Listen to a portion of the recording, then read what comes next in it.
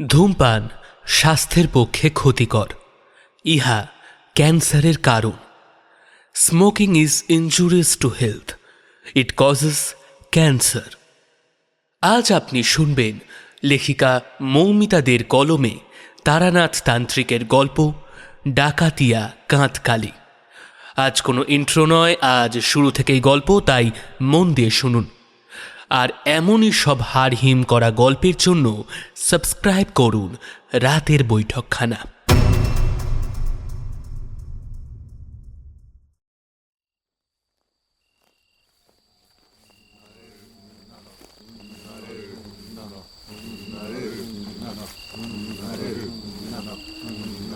আরে তাড়াতাড়ি পা চালা, এখনো যে 2 ক্রোশ পথ অতিক্রম করা বাকি। ওই বাড়িতে সবাই এতক্ষণে বরণ ডালা সাজিয়ে নববধূর জন্য অপেক্ষা করছে যে। কর্তা, এমন নিশুতি পথ না বেছে যদি বড় রাস্তা ধরতেন তাহলে বেগ পেতে সুবিধা হতো। বামে কাঁটা ঝোপ, ডানে কাঁকুড়ে ঢিবি, আলো বলতে এই 2টো মশাল আর একটা হ্যারিকেন। তাছাড়া এর আগে কখনো দেখিনি যে বর নতুন বউকে একলা ফেলে তার পরিবারের সাথে আগেভাগেই রওনা দেন। এর চেয়ে গাঁয়ের যে কোনো দিন দুঃখী মানুষের বিয়েতেও ঢের বেশি মজা হয়। না পেলুম চর্বচস্য খেতে, আর না জুটলো রাজকীয় শোভাযাত্রায় যোগ দেবার অধিকার। অন্ততপক্ষে পথ চিনে যাবার জন্য যদি পালকির আগে পিছে কয়টা লণ্ঠনের ব্যবস্থা করতেন, তাহলে কঙ্কমতির মান বজায় থাকত। অমন চাঁদের মতো নিষ্কলঙ্ক মুখে কিনা আধার কেটে সামনে এগোতে হচ্ছে। খবরদার, আমার সিদ্ধান্তের উপর মাতব্বরি করবার সাহস তোদের কে দিয়েছে? হ্যাঁ, জানিস না, মাথায় রাগ চললে আমি এক কোপে জিভ কেটে ফেলতে দ্বিধাবোধ করি না। কর্তা, আমরা কিন্তু আপনার সম্মানের কথা চিন্তা করেই এসব বলে ফেলেছি। অপরাধ নেবেন না। কঙ্কনমতিকে যে একবার দেখবে তার চোখ অন্ধকারে ঝলসে যেতে সক্ষম। অমন গা ভর্তি সোনার গহনা, পরনে লাল টুকটুকে বেনারসি, কপালে শুভ্র চন্দন ফোঁটা, আলতা রঙা পা, সাথে আবার উপঢৌকন স্বরূপ 200 স্বর্ণমোহর রয়েছে। এখন শুধু একটাই চিন্তা, কোন প্রকার বাধা বিপত্তি ব্যতীত মেয়েটাকে গায়ে ত্রিসীমানা থেকে পার করতে পারলেই ওর জীবন থেকে এই বৈধব্য যোগের ফাড়া ঘুঁচবে। কর্তা, জ্যোতিষ ঠাকুরের কথা মতো আগে একবার বটবৃক্ষের সাথে বিবাহ সম্পন্ন করিয়েছিলেন তো? তাতে ফাঁক পড়লে কি আর পাত্রপক্ষ বিয়ের আসর পর্যন্ত তাদের একমাত্র সম্বলকে নিয়ে আসতে রাজি হতেন?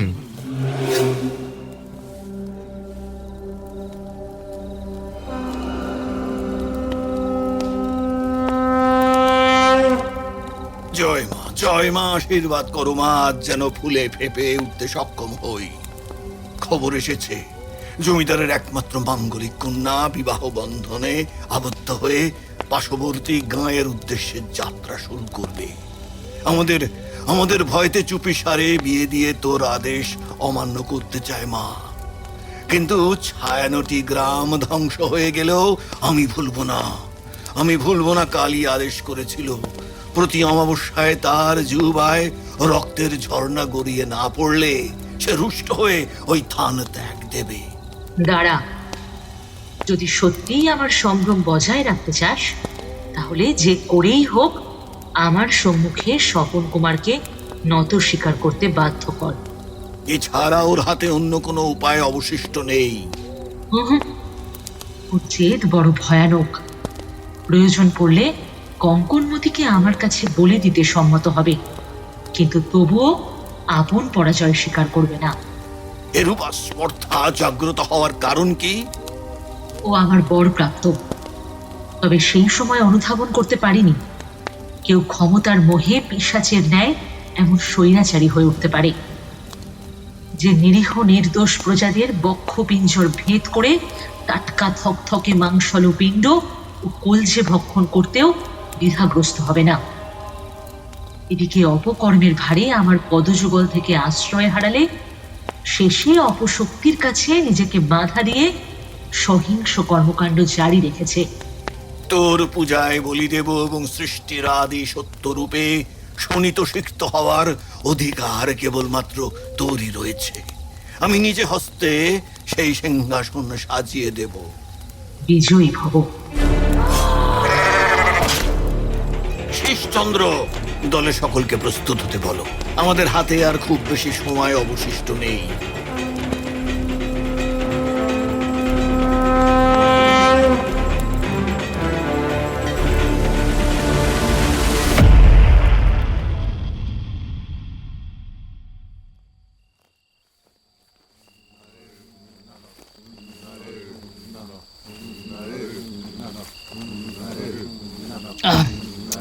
কর্তা, তেষ্টায় গলা বুক জ্বলে যাচ্ছে।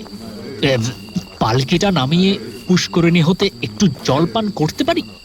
আগামীকাল ভোর হওয়ার সাথে ওই জলের উপরেই দুটো শরীর ভেসে ওঠার দৃশ্য বাস্তবায়িত করতে না চাইলে মুখ বন্ধ রেখে পদগতি ত্বরান্বিত কর। যথাজ্ঞা।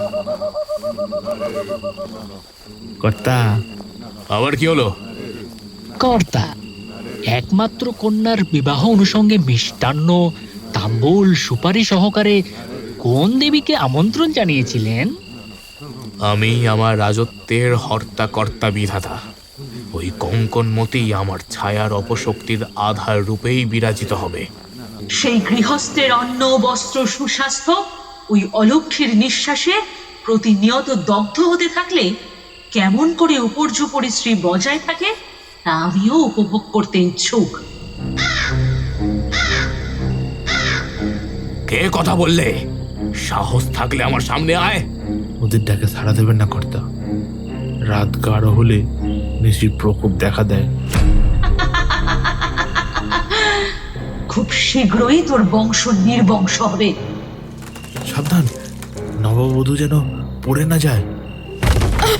বাবা গো, উঠতে পারছি না। এ কি হলো? পালকি ভেঙে পড়ছে কেমন করে?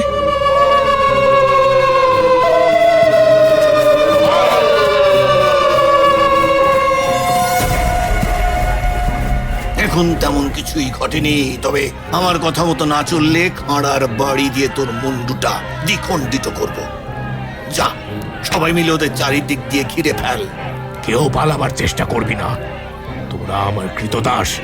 শেষ নিঃশ্বাস পর্যন্ত বীরত্বের সাথেই লড়াই কর। এগিয়ে যা। সম্ভব নয় কর্তা। একবার চেয়ে দেখুন, যতদূর দেখা যাচ্ছে অগুন্তি মাথা আর মশাল চোখে পড়ছে।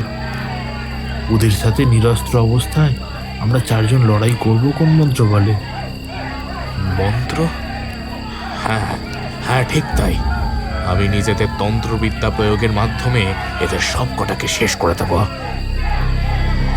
ক্রিং তৎসং, ওম নমো তস্য পসক স্বাহা, ওম নমো তস্য পসক স্বাহা। খবরদার, এদিকে আর এক পায়ে গলে ওই অগ্নিগোলকের মাঝে তোদের ডাকাত সর্দার পুরো ছাই হয়ে যাবে। আমি তোদের আদেশ করছি, আক্রমণ জারি থাকুক।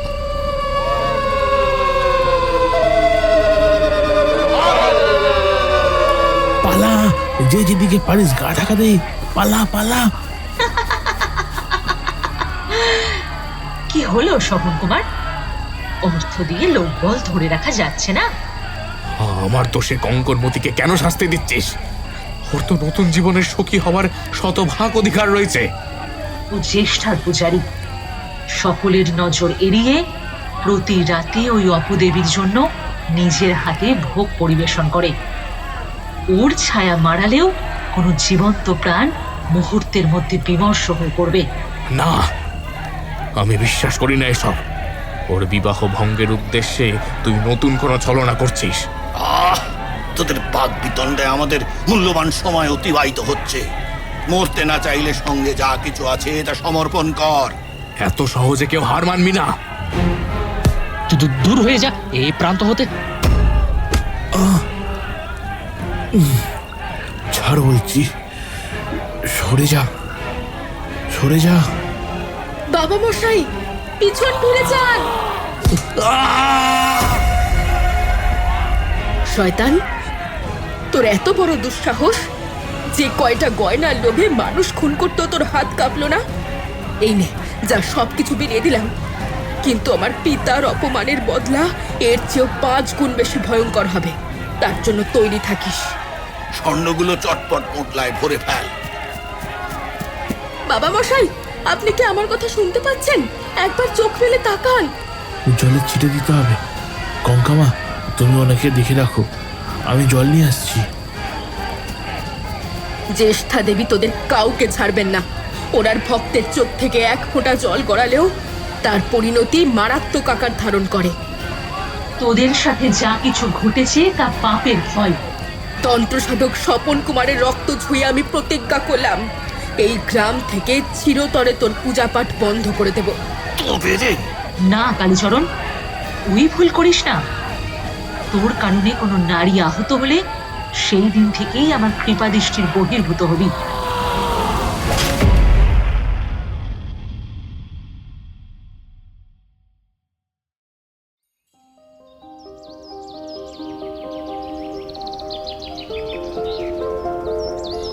পৌষের শীত, বেলা গড়িয়ে এলেই কেমন যেন আলসেমি লাগে। তাই আমি আর কিশোরী অফিসের অর্ধদিবসীয় কাজকর্ম সেরে বিন্দুমাত্র বিলম্ব ব্যতীত বিকেল হয়ে এলেই তেলে ভাজা সহকারে ছুটলাম ঠাকুর মশাইয়ের বাড়ির উদ্দেশ্যে। পথে যেতে যেতে কিশোরী আর আমার টুকটাক কথোপকথনের মাঝে ওর যে হঠাৎ করে কি মনে পড়লো তা জানা নেই, তবে মাঝ রাস্তায় থমকে দাঁড়ানোর ফলে আমি নিতান্তই তাড়া দিয়ে বললাম, ওহে বাপু, তাড়াতাড়ি পাটা চালাও, নইলে তো পিছিয়ে পড়বে। আচ্ছা বিভূতি, তুমি কখনো এমন দেবদেবীর নাম শুনেছ যিনি পরলোকের প্রেতকে মানুষের কূটনৈতিক দৃষ্টিভঙ্গি, লালসা ও ঔদ্ধত্যের হাত থেকে আড়ালে রাখতে তন্ত্রোক্ত উপাচার মতে কোনো সাধক দলের অর্পিত পূজা গ্রহণ করে থাকেন? কিশোরী যেরূপ বর্ণনা দিল সেই প্রশ্নের মাঝেই যেন আরও কয়েকটি প্রশ্ন লুক্কায়িত আছে। এই যেমন, কোনো মানুষ বিনা কারণে প্রেতদের মঙ্গল কামনায় কোনো পুজো পাঠের আয়োজন কেনই বা করতে যাবে? তবে এই সংশয় দূরে রেখে যতদূর সম্ভব স্বাভাবিক স্বরে বিজ্ঞের ন্যায় প্রত্যুত্তর দিলাম, দেখো বাপু, শিব হচ্ছেন শ্মশানচারী, সুতরাং তার গৃহিণীও যে ভূত, প্রেত, পিশাচিনী ও অতৃপ্ত আত্মাদের সন্তান স্নেহে আগলে রাখবেন, এটাই তো স্বাভাবিক। প্রত্যেক রূপের একটি বিশেষত্ব রয়েছে। আমি সেই রূপ কোনো ভয়ঙ্করী রূপের মাহাত্ম্য জানতে ইচ্ছুক। কথা বলতে বলতে কখন যে ঠাকুরমশাইয়ের বাড়ির এত কাছাকাছি এসে উপস্থিত হয়েছে তার খেয়াল ছিল না। শোনো কিশোরী, তোমার প্রশ্নটা বরং ওনার জন্যই তোলা থাক।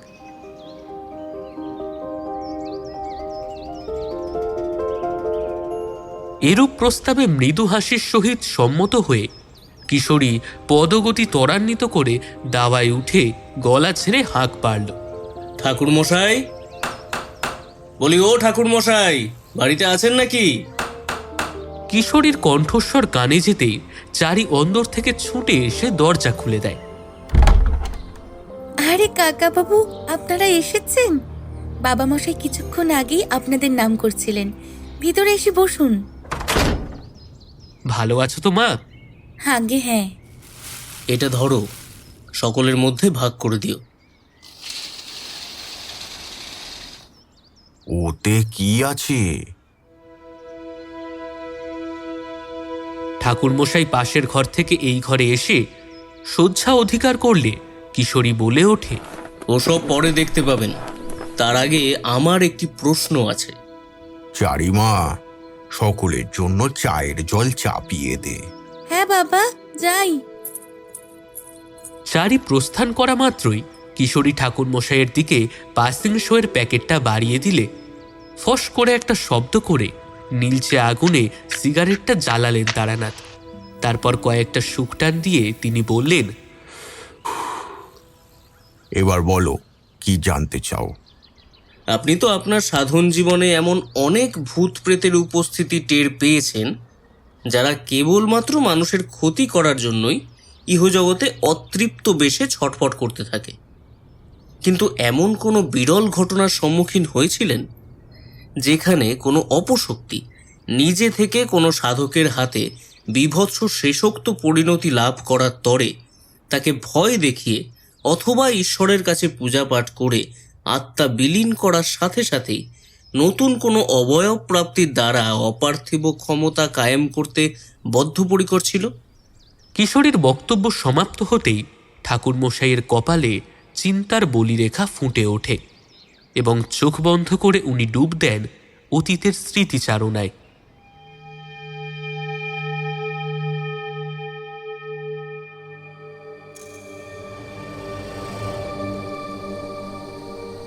সকাল হতে খালি পেটে এ বাড়ি থেকে ও বাড়ি ছুটে বেড়ালাম, কিন্তু কারোর শরীরে এতটুকু দয়া মায়া নেই গো যে অভুক্ত সাধককে কিছু খাইয়ে একটু পুণ্য অর্জন করবে। যাকে লাঠিটা এখানে রেখে একটু জিরিয়ে নিই। কাছাকাছি কোনো মন্দির আছে বলেও তো বোধ হয় না।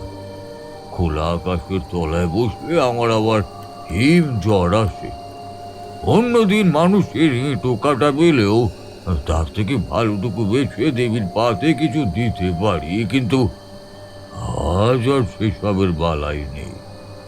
এই বলে সাধক তার পোটলা থেকে জবা ফুল, বিল্বপত্র ও একটি সুপারি নিয়ে সেসব মন্ত্রপুত করে একটি শিমুল গাছের তলে প্রদান করলেন।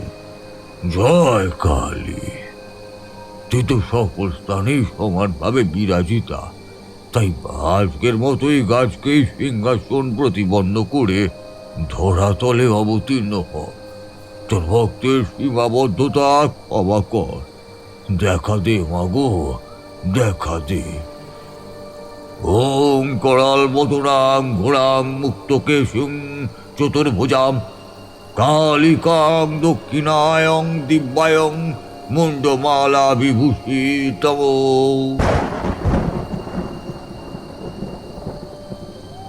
আকাশের গতি ভালো নয়, যে কোনো সময় বৃষ্টি নামতে পারে।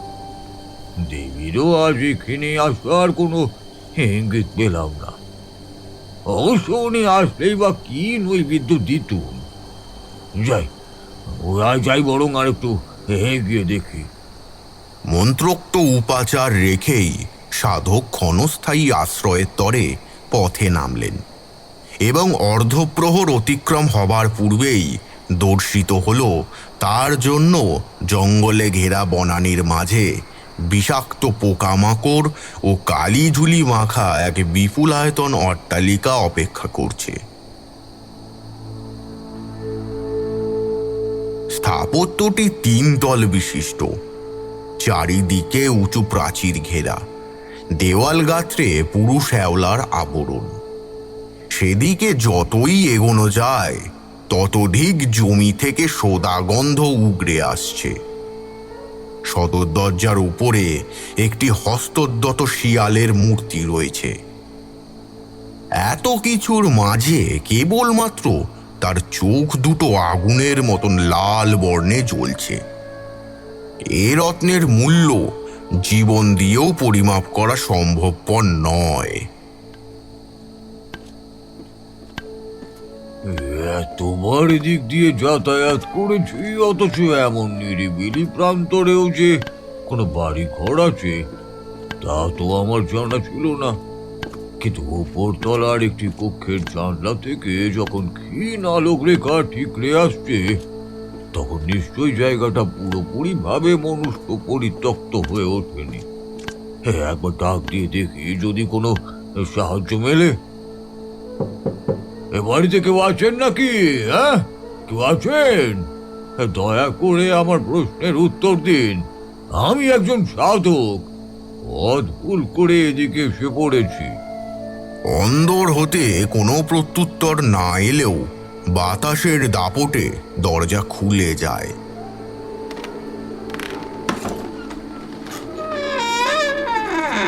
সর্বনাশ, ধুলি ঝড় উঠে আসছে। ছায়ানটি গ্রামে কেবলমাত্র একবার এরূপ বিপদ উত্থাপনের সংকেত দেওয়া হয়েছিল। তাহলে কি অসময় ওর ঘুম ভেঙে গেল? না না, তা কি করে সম্ভব? গুরুদেব বলেছিলেন ডাকাতি আর রক্ত না পেলে পিশাচপুঞ্জের আত্মা কখনো মুক্তি পাবে না। তৎক্ষণাৎ সম্মুখবর্তী একটি নারকেল গাছে বজ্রবর্ষিত হলে প্রাণ হাতে করে সাধক ভিতরের গাঢ় অন্ধকারের দিকে এগোতে লাগলেন।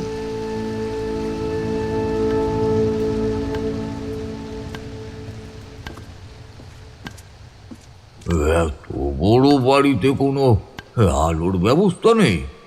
অতীতে এই বাড়িতে নিয়মিত জলসা বসত। আপনি এই মুহূর্তে যে স্থানে দণ্ডায়মান রয়েছেন তার ঠিক উপরে চেয়ে দেখুন, মহামূল্যবান রত্ন ও কাঁচের তৈরি সুবিশাল ঝাড় লণ্ঠন ঝুলছে। ঘনা গলায় এই কথা শোনা মাত্রেই সাধক দ্রুত বেগে তার স্থান পরিবর্তন করলেন। কে তুমি? তোমার কণ্ঠস্বর আমার কর্ণকুহরে প্রবেশ করলেও কক্ষ মধ্যে তোমার সঠিক অবস্থান নির্ধারণ করতে পারছি না কেন? আমি হলাম জমিদার কন্যা কঙ্কনমতি। ব্যক্তিগত ইচ্ছা ব্যতীত কারোর কাছে নিজেকে মেলে ধরতে নারাজ। তবে এই অধমের বাড়িতে আপনার মতো দিব্যলোকের পদধূলি পড়ল কোন জাদু বলে? আমি শ্রীহংস সাধক। তোমার কোনো আপত্তি না থাকলে এক রাতের তরে এখানে আশ্রয় গ্রহণ করতে ইচ্ছুক।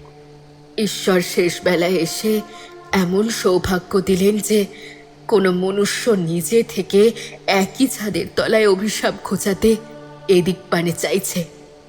মহাশয়, হেসেলে যৎসামান্য কিছু আহার্য রয়েছে, অনুগ্রহ করে তা দিয়ে নিজ হস্তে পাত সাজিয়ে নেবেন। আমি বৈশ্যকন্যা, আমার ছায়া মারালেও পুনরায় শুদ্ধ হবার তরে গঙ্গা স্নান আবশ্যক। যে আড়ালে থেকেও অচেনা অজানা মানুষের জন্য এরূপ সাহায্যের হাত বাড়িয়ে দেয়, তার জাতপাত নিয়ে আমি বিন্দু মাত্র বিবেচিত নই। সামনে এসো মা, সামনে এসো, প্রাণ ভরে তোমায় আশীর্বাদ করি। অমন লোভ দেখাবেন না। আমি যে অপয়া, মুখ দর্শন তো দূরস্থ, সন্ধ্যার পর কেউ আমার নামটাও উচ্চারণ করতে সাহস পায় না। গ্রহদোষ রয়েছে, যত শীঘ্রই সম্ভব কালীর শরণাপন্ন হও, তাতে সমস্ত ভাড়া কেটে যায়। এই গ্রামে আমার জন্যই মরক লেগেছিল, আপনিও মরবেন। এই সর্বগ্রাসী দৃষ্টি থেকে কেউ ছাড় পাবে না। আমি কোনো অপশক্তি, অশরীরী অথবা অভিশাপকে ভয় পাই না। আমায় বন্দিদশা থেকে মুক্ত করতে সক্ষম হলে আপনার কি লাভ? কালী সাধনায় অবতীর্ণ হবার কালে দেবীর কাছে প্রতিজ্ঞা করেছিলাম, নিজ স্বার্থের কথা না ভেবে যে কোনো যন্ত্রণাদগ্ধ চিত্তকে ক্লেশ হতে নিষ্কৃতি দেব। তুমি সেই পুণ্য অর্জনের একটি ধাপ মাত্র। তবে কথা দিন, একবার আমার রূপ দর্শনের পর এই মতি থেকে পিছু হটবেন না। আমি কোনো সিদ্ধান্ত নিলে জীবনের শেষ মুহূর্ত পর্যন্ত যাতে বদ্ধপরিকর থাকি। পুনরায় বজ্রাঘাত নামলে সেই আলোক অদূরে দণ্ডায়মান ঘুমটা টানা কঙ্কালসার রমণীটির অবয়ব চোখে পড়ে। মাথায় শোলার মুকুট, বক্ষ পর্যন্ত সোনার জড়ি দেওয়া, লাল টকটকে বেনারসির আবরণ, কোমর থেকে নিম্নাংশ পর্যন্ত পূর্ণ আকৃতি অস্বাভাবিক রকমের শীর্ণ। কঙ্কালসার হাত দুটির বর্ণ যেন শাঁখার চেয়েও সাদা ঠেকছে। ওকে, পায়ের পাতা উল্টোনো কেন?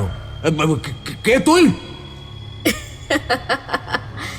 এগিয়ে আসুন সাধক, আমার উপর আপনার আশীর্বাদ বর্ষণ হেতু পুনরায় জীবন শক্তি উজ্জীবিত হোক। কঙ্কনমতির প্রতিশোধ এখনো পূর্ণ হয়নি।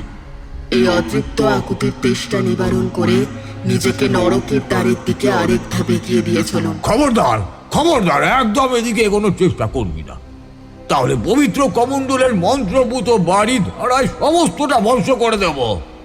আপনার কাছ থেকে আমি কোনো কিছুর প্রত্যাশা রাখিনি, কিন্তু বারংবার ক্ষমতার লোভ দেখিয়ে আপনি আমায় এই খেলায় টেনে এনেছেন। এখন যে পিছিয়ে যাবার পথ নেই। সাধক তড়িঘড়ি করে সদর দরজার দিকে ছুটে পালাতে চাইলে ওনার মুখের ওপর তা সজোরে বন্ধ হয়ে যায়। আমি তো তোর কোনো ক্ষতি করিনি, তাহলে কেন আমাকে নিজের সাথে এই পাকে টেনে আনলি? আমার অন্তর্দৃষ্টি বলছে আপনার ঝুলিতে এমন একটা হার আছে যার দ্বারা সব ইচ্ছা পূর্ণ করা সম্ভব। ওটা আমাকে দিয়ে দিন। না, এই বস্ত্র আমার সারা জীবনের ত্যাগ ও সাধনার ফল। তাছাড়া এটা আদৌ কতখানি কার্যকর তা কখনো পরীক্ষা করা হয়নি। বেশ, সেই সুযোগটাই না হয় আমাকে দিলেন। তারপর যোগ্য শিষ্যার ন্যায় ওই জিনিস পুনরায় আপনার হাতে ফিরিয়ে দেব। একবার ব্যবহার করা হয়ে গেলে ওই হার আপনার থেকে দেবীর কাছে ফিরে যায়। তখন তাকে কোনো তন্ত্র মন্ত্র বা টুকটাক করেও পুনরায় ব্যবহারযোগ্য করে তোলা দুষ্কর। তাহলে যে আপনাকে মরতে হবে? না, বাঁচাও! কে কোথায় আছো? আমাকে এই বিষাচনীর হাত থেকে রক্ষা করো!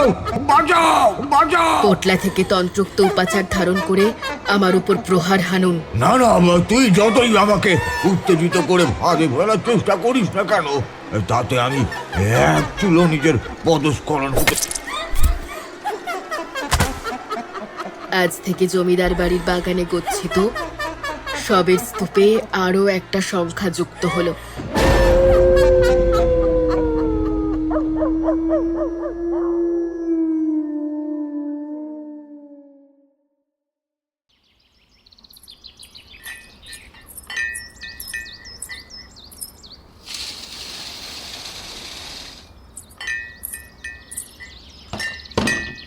এখানে সকলের জন্য চা আর মুড়ি মাখা রাখলাম।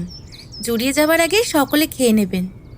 আমাদের সামনে খাবারের পাত্র নামিয়ে রেখে চারি অন্দরে প্রবেশ করলে কিশোরী অস্থির চিত্তে জিজ্ঞেস করল, ঠাকুরমশাই, সেই কখন থেকে কি এত ভাবছেন?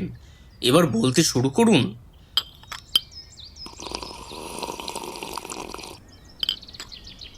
আজ তোমাদের সাথে সেই অভিজ্ঞতা ভাগ করে নিতে চলেছি, তা এখনো মনে পড়লে সারা শরীরে অদ্ভুত এক শিহরণ জাগে।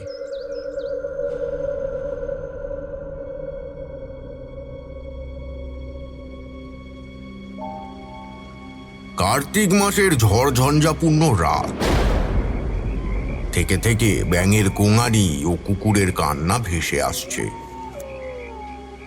যথারীতি প্রতিদিনকার সময় মতন আহার সম্পন্ন করে দেবী নাম জপ সমাপ্ত হতেই শয্যা অধিকার করেছি, আর অমনি নিমেষের মধ্যে অশুভ তন্দ্রাচ্ছন্ন ভাব আমাকে ঘিরে ধরল।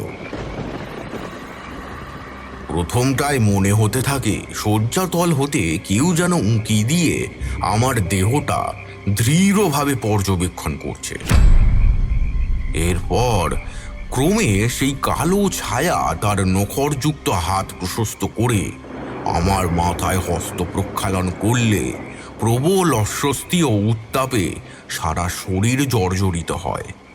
শত চেষ্টা করেও শয্যায় উঠে বসা তো দূরের কথা, চোখ খুলতে গেলেও প্রবল বেগ পেতে হচ্ছিল। এরই মাঝে আমার কণ্ঠে ধারণ করা রুদ্রাক্ষের মালা সরিয়ে ক্ষতির চেষ্টা করলে দৈবিক তেজে সেই ছায়া শয্যা হতে খানিকটা দূরে ছিটকে যায়। তারপর এদিক ওদিক চেয়ে ঘরের সমস্ত উপাচার আসবাব ও অদূর হতে সিংহাসন পর্যবেক্ষণ করে। পুনরায় শয্যার এক কোণ অধিকার হেতু কানের কাছে ফিসফিসিয়ে বলতে শুরু করল,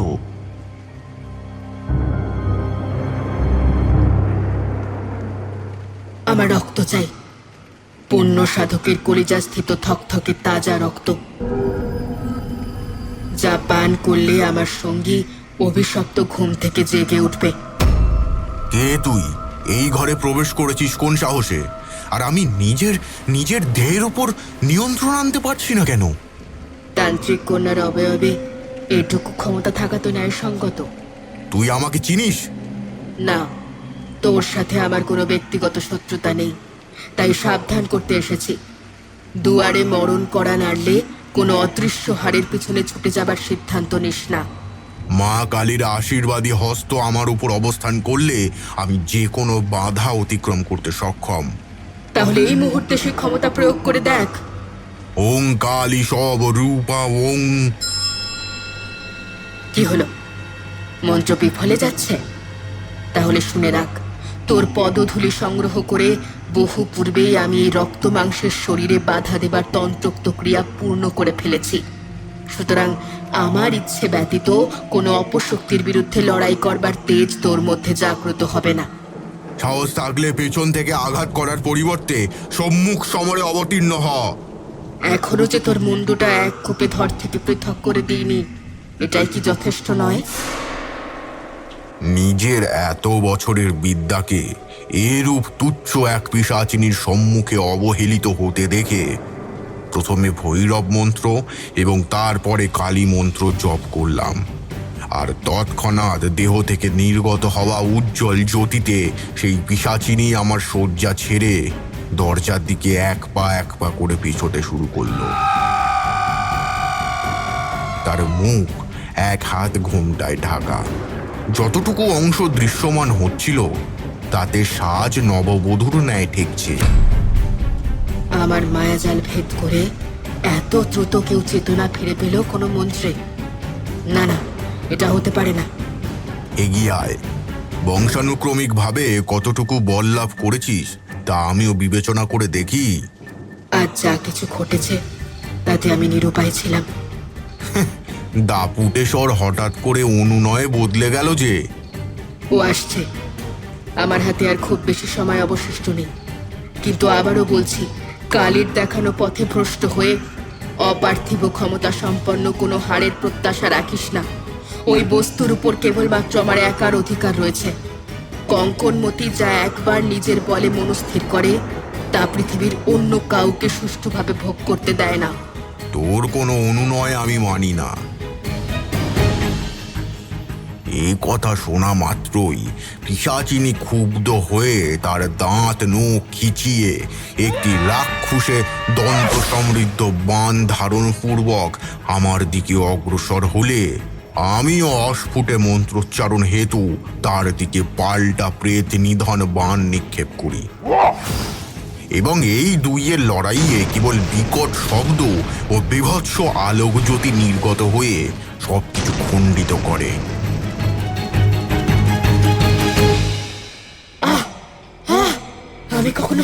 আমি কখনো হারতে শিখিনি। কিন্তু তারানাথ তান্ত্রিকের সমরে নামলে যে বিজয়ের মোহ ত্যাগ দিতে হবে, অন্যথায় আমার বশ্যতা স্বীকার করা বাধ্যতামূলক। হে প্রেতলোকের অতৃপ্ত ক্ষমতাপ্রাপ্ত অবয়ব সমূহ, তোমরা আমার সহায় হও। বৃথাই আস্ফালন।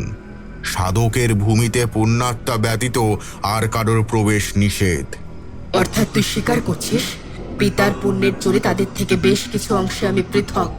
তৎসত্ত্বেও নিজ মার্গের অনুসরণ করার পাপে তুই পূজা স্থল থেকে পরিত্যক্ত। ঠিক আছে, এর জবাব আমি খুব শীঘ্রই প্রদান করব। এবার কক্ষ থেকে দূর হ। চলে যাচ্ছে, তবে আজ এই অপমান গ্রহণ করতে হলো। সেই দোষে তোর রক্ত দিয়ে যদি নিজের কেস ধৌত করতে অসফল হই, তাহলে আর কোনোদিন ইহলোকের দিকে চোখ তুলেও তাকাবো না। এই আমার প্রতিজ্ঞা রইল। প্রতিজ্ঞা পূর্ণ করার ক্ষণ থেকে পলায়ন করতে ইচ্ছুক হলে আমার আরাধ্যার কাছে নিজেকে সঁপে দিয়ে প্রার্থনা রাখিস, যাতে ভবিষ্যতে আর কখনো আমার মুখোমুখি আসতে না হয়। আমাদের আবার দেখা হবে তারানাথ, আর সেই ক্রিয়া তোর বিধ্বংসী দেবীর লীলায় অনিবার্যভাবে লিখিত। কিন্তু সেদিন কোনো ঘেরাটোপ তোকে আমার হাত থেকে রক্ষা করতে পারবে না। তোর আরাধ্য দেবীও তার ওপর ভক্তের আকুতিতে নিশ্চুপ রইবেন।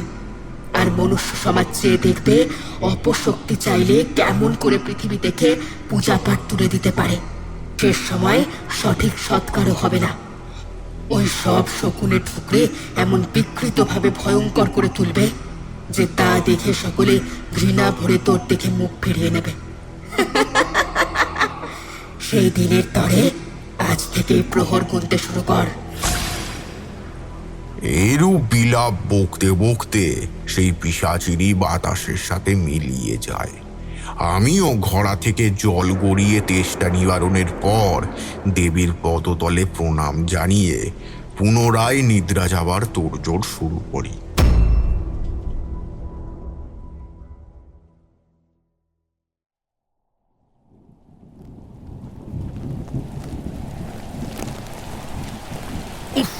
বৃষ্টিতে দেখছি থামার নামই নিচ্ছে না। জলকাতা পেরিয়ে আর কত দূর যেতে হবে কে জানে।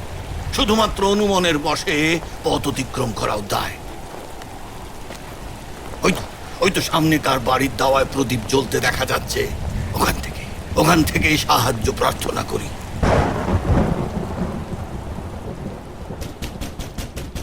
এই যে শুনছেন, শুনছেন বাড়িতে কেউ আছেন নাকি? এত রাতে আবার কে এলো? গৃহস্বামীর কানে কি আমার কণ্ঠ পৌঁছেছে? দয়া করে উত্তর দিন। কে কে কাকে চাই? আমি বড়ই অভাগা। এক রাতের তরে আপনার কুঠিরে আশ্রয় প্রার্থনা করতে এসেছি। দয়া করে দরটা খুলুন। পরিচয়, কারণ একে একে সব বুঝিয়ে বলবো। বুঝতে বাকি রইল না। আজকের রাতটা নিদ্রাহীনভাবে অতিবাহিত করাই ভবিতব্য। অগত্যা দরজা খুলে দাঁড়াতেই সম্মুখে গাঢ় কৃষ্ণবর্ণ দোহারা দেহ বিশিষ্ট এক মধ্যবয়স্ক ব্যক্তির দেখা মেলে। তার চোখে ভয়ের ছাপ স্পষ্ট। কপাল থেকে গড়িয়ে পড়ছে শ্বেত ঘর্মবিন্দু, যা বৃষ্টির জলের সাথে মিলে মিশে একাকার হয়ে গিয়েছে। দেহের উপরি অংশ অনাবৃত, নিম্নাংশে মলিন তবে পরিষ্কার খাটো ধুতি পরিহিত। কাঁধে একটা পোটলা ও গলায় কালো তাবিজ বাঁধা। আমাকে দেখা মাত্রই করজোড়ে প্রণাম জানিয়ে বললেন, ঈশ্বর বোধহয় আমার প্রতি এখনো সম্পূর্ণরূপে বিরূপ হতে পারেননি, তাই না চাইতেও সঠিক মানুষের স্মরণে এনে ফেললেন। আগে আমি যদি খুব ভুল না হই, তবে আপনি ঠাকুর মশাই অর্থাৎ তারানাথ তান্ত্রিক। হ্যাঁ, আপনি কি আমার খোঁজ করতেই পথে নেমেছিলেন? বাইরে ঘন ঘন বাজ পড়ছে, বাকি কথোপকথন অন্ধরে প্রবেশের পর কি করা সম্ভব? উঠে আসুন। ভদ্রলোক দাওয়ার কোণে নিজের পরিদেহ বস্ত্র যথাসম্ভব নিংড়ে নিয়ে কাদা পায়ে চৌকাঠ ডিঙিয়ে ভেতরে ঢুকতেই আমি দুজনার জন্য মেঝেতে মাদুর পেতে বসার ব্যবস্থা করি। আমার নাম কালীচরণ, মেদিনীপুর জঙ্গলের ডাকাত সর্দার। অতীতে এমন অনেক পাপ করেছি, যার কারণে কালীর রোষে মৃত্যু হলেও খুব একটা আশ্চর্য হতাম না। কিন্তু কালক্রমে তার দেখানো পথেই ধনীদের ঘর থেকে ধন দৌলত হাতিয়ে এনে দরিদ্রদের মাঝে অকাতরে বিলিয়ে দেওয়ায় পুণ্যের ঝুলিও সমানে সমানে বৃদ্ধি পায়। একদিন কি ঘটেছিল জানেন? ডাকাতি করতে বের হয়ে মাঝপথেই চেতনা হারাই, আর যখন চোখ খুলে তাকিয়েছি, দেখতে পেলাম একজন ঘন কালো কেশ বিশিষ্ট হাস্যময়ী করাল বদনী যুবতী তার কোলে আমার মাথা রেখে শুশ্রূষা করে চলেছে।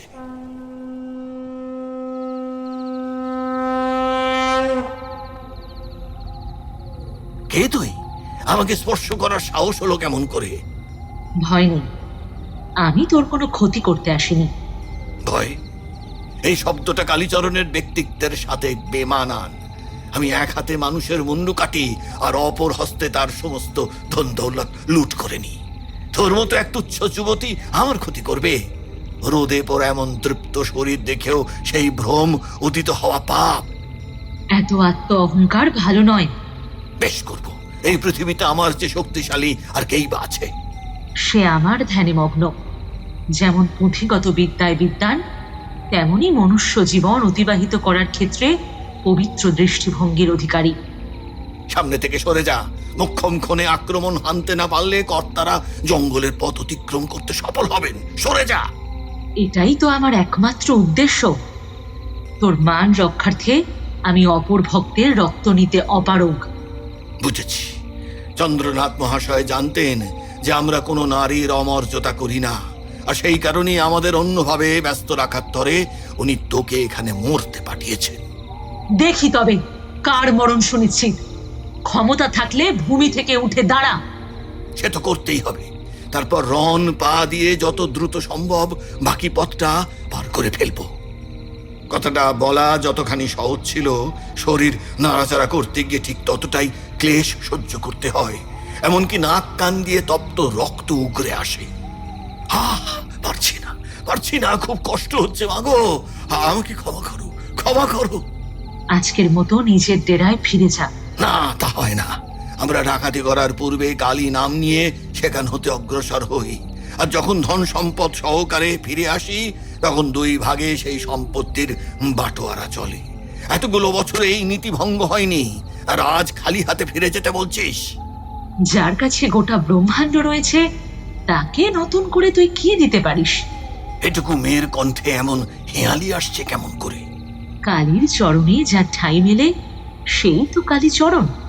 তুই মুক্ত হবার চেষ্টা কর, আর আমি বিশ্রাম করতে গেলাম। এই হাসি তো আমি স্বপ্নে বহুবার শুনেছি। মাগো, মাগো, ফিরে আয়, আমার সাথে কথা বল। এভাবে একলা ফেলে যাস না মা। এই অধম তোকে এত কাছে পেয়েও চিনতে পারলো না। ছি ছি ছি ছি ছি, এই দৃষ্টি রেখে কি লাভ? আজকে সব বিনষ্ট করে ফেলবো, সব বিনষ্ট করে ফেলবো।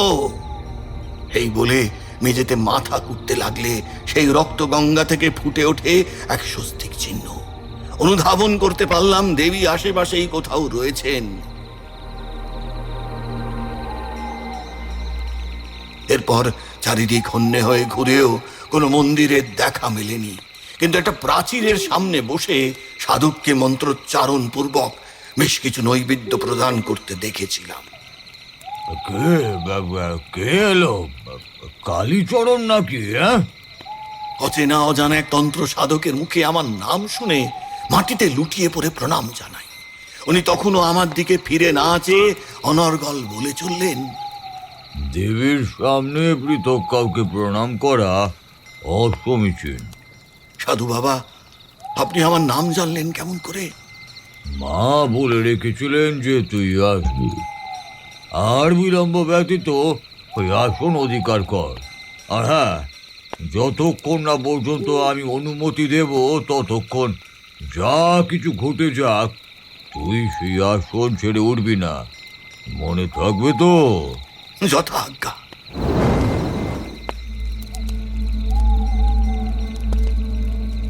ওম কালী কালী মহাকালী কালীকে বাবহারিণী দেবী নারায়ণী নমস্তুতে।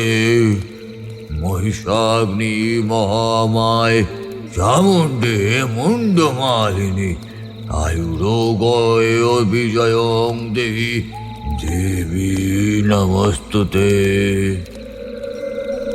আমি এখন আটকা পড়ে গিয়েছি, দয়া করে অন্ধকার থেকে আমাকে রক্ষা করো। সাধকের মন্ত্রোচ্চারণের পাশাপাশি অদূর থেকে কাদের যেন হাসি কান্না উচ্ছ্বাসের শব্দ ভেসে আসতে লাগলো। বারংবার আমার মনোসংযোগ বিঘ্নিত হয়। এত চঞ্চল চিত্তে দেবীর আরাধনা পূর্ণতা পায় না কালীচরণ? আগে খনা গলায় কারা যেন আমাদের সাহায্য চাইছে। একবার ওদিকটা ঘুরে এলে কেমন হয়? ওই সাধক পাষাণ, ওর কথা শুনিস না। ওদের যা খুশি করতে দে, শুধু কেউ তোর নাম ধরে রাখলে ভুলক্রমেও তাতে সাড়া দিবি না, বুঝলি? মাতৃ সাধক হয়ে অপর একজন নারীর আকুতি অগ্রাহ্য করছিস? মিলিয়ে নিস, অমন পূজা দেবী ঘৃণাভাবে প্রত্যাখ্যান করবেন। সাধু বাবা, বিরক্ত করিস না। যোগ্যে বাঁধা বললে ওদের অভিসন্ধি সার্থক হবে। হ্যাঁ হ্যাঁ, আপনি মাথার উপরে একবার চেয়ে দেখুন। গাছের ডাল একটা নয়, দুটো নয়, পুরো 10টা নরমুন্ডু ঝুলছে। মনে হয় জীবন্ত। চোখের লালচে জ্যোতি নিভছে জ্বলছে, আর দাঁতগুলো আমাদের দিকে কটমট করছে।